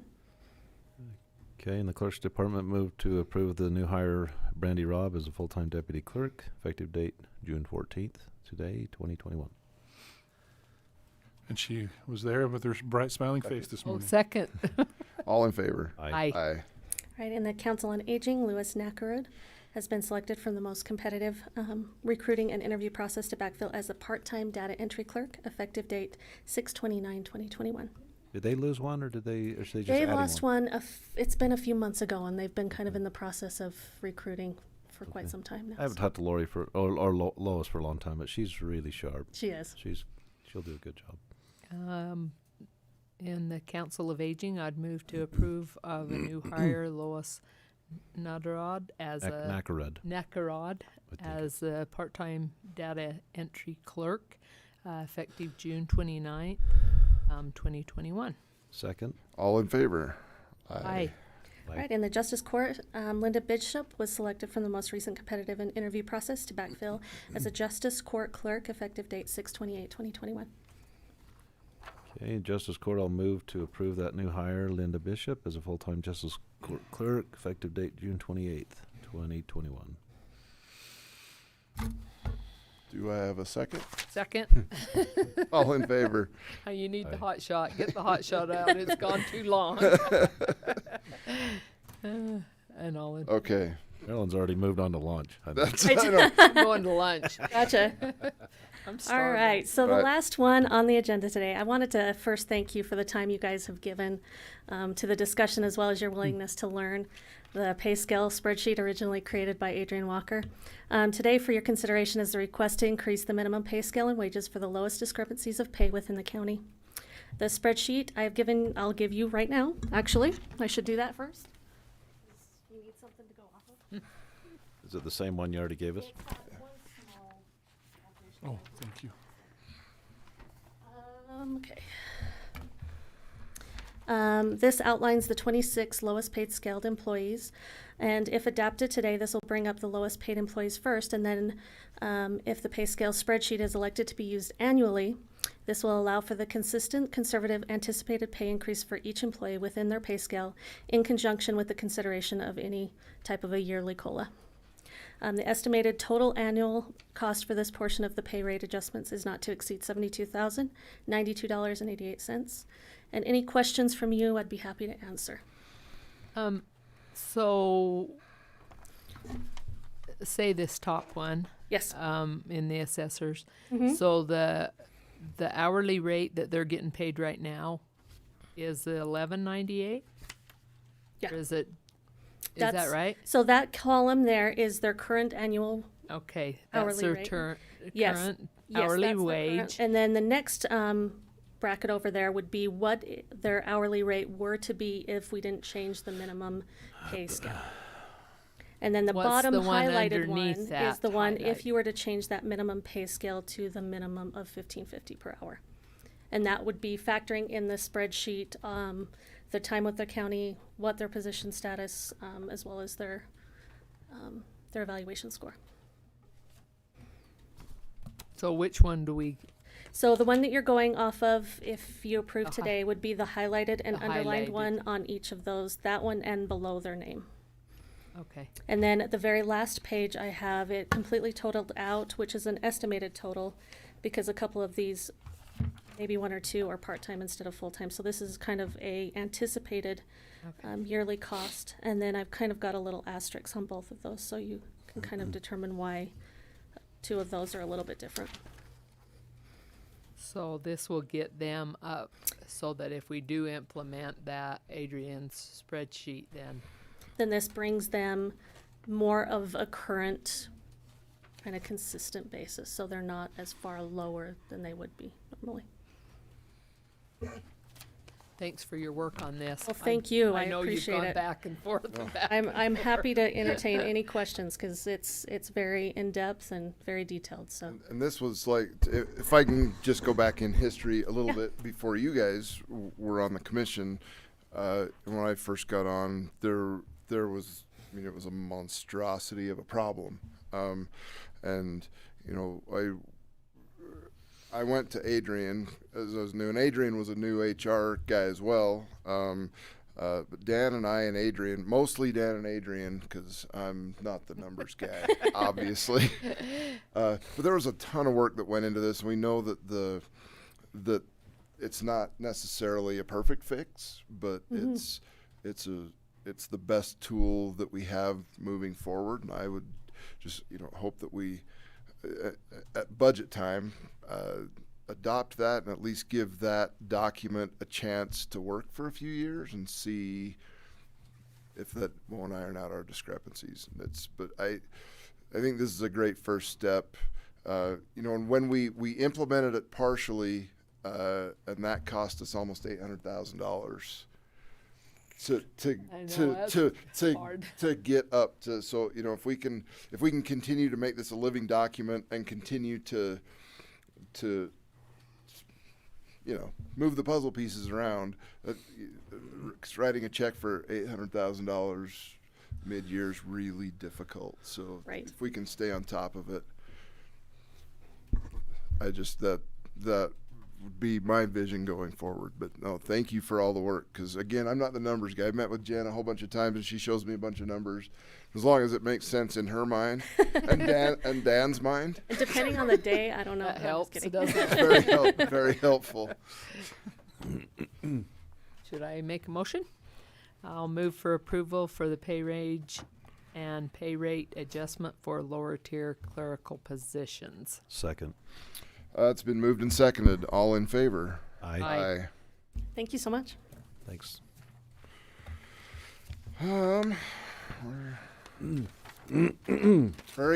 Prairie dogs and boards. No, we didn't decide what to do on the boards. No, and I actually got a couple of I got some input from the building department late last week and didn't have time to, but I'll get you that information this week that we can look over. Okay, we can look at that for and the see next, what the for the next and I think next meeting commission meeting we can do something. Absolutely. They had every chair filled at planning and zoning this week, and I don't know. Somebody said that Mike Brown, whether he's going to retire or not, I don't know. And I don't remember. Talk to them. Well, That's what he, they were between Reed and Terry. They're on top of all that, Yeah. and I don't remember which positions but for they which. said we needed one, I right? think Mike was leaving, and we got Craig Yeah, Lobb. Craig Lobb. Filled Craig. Craig was there already. Yeah, so both of them were there. Both of them were there. So there's I will compile everything into something that's understandable. Okay, and that's a I'll get great it out to idea. you. And when I was at planning, I told them we appreciated we asked them to serve before we had them say yes before we broke the news they had to have 8 hours of training. That's a new That's probably the best way to legislated, do that. which is, woo. Right? Isn't that the new law? They Yeah, have to have 8 hours? it is. They have to have 8. But as And I think all of them do. Yeah. as a cop, I think so. Yeah. I have to have 40 hours a year. Oh, well, They that's can not so aid. much, Training? is it? Yeah, For being a I have to cop? do 40. Yeah, I have to do 40 hours Yuck. a year to keep my post certification. The cabinet making's only like 6. And like Ken talked earlier, I mean the majority of officers do over 100 hours a year, so Man. they're 8. I'm not sympathetic to their 8. Except for they don't get paid. I know. That's the only bad thing for It's- them. It's fine. Oh. Okay, I'm going to declare the meeting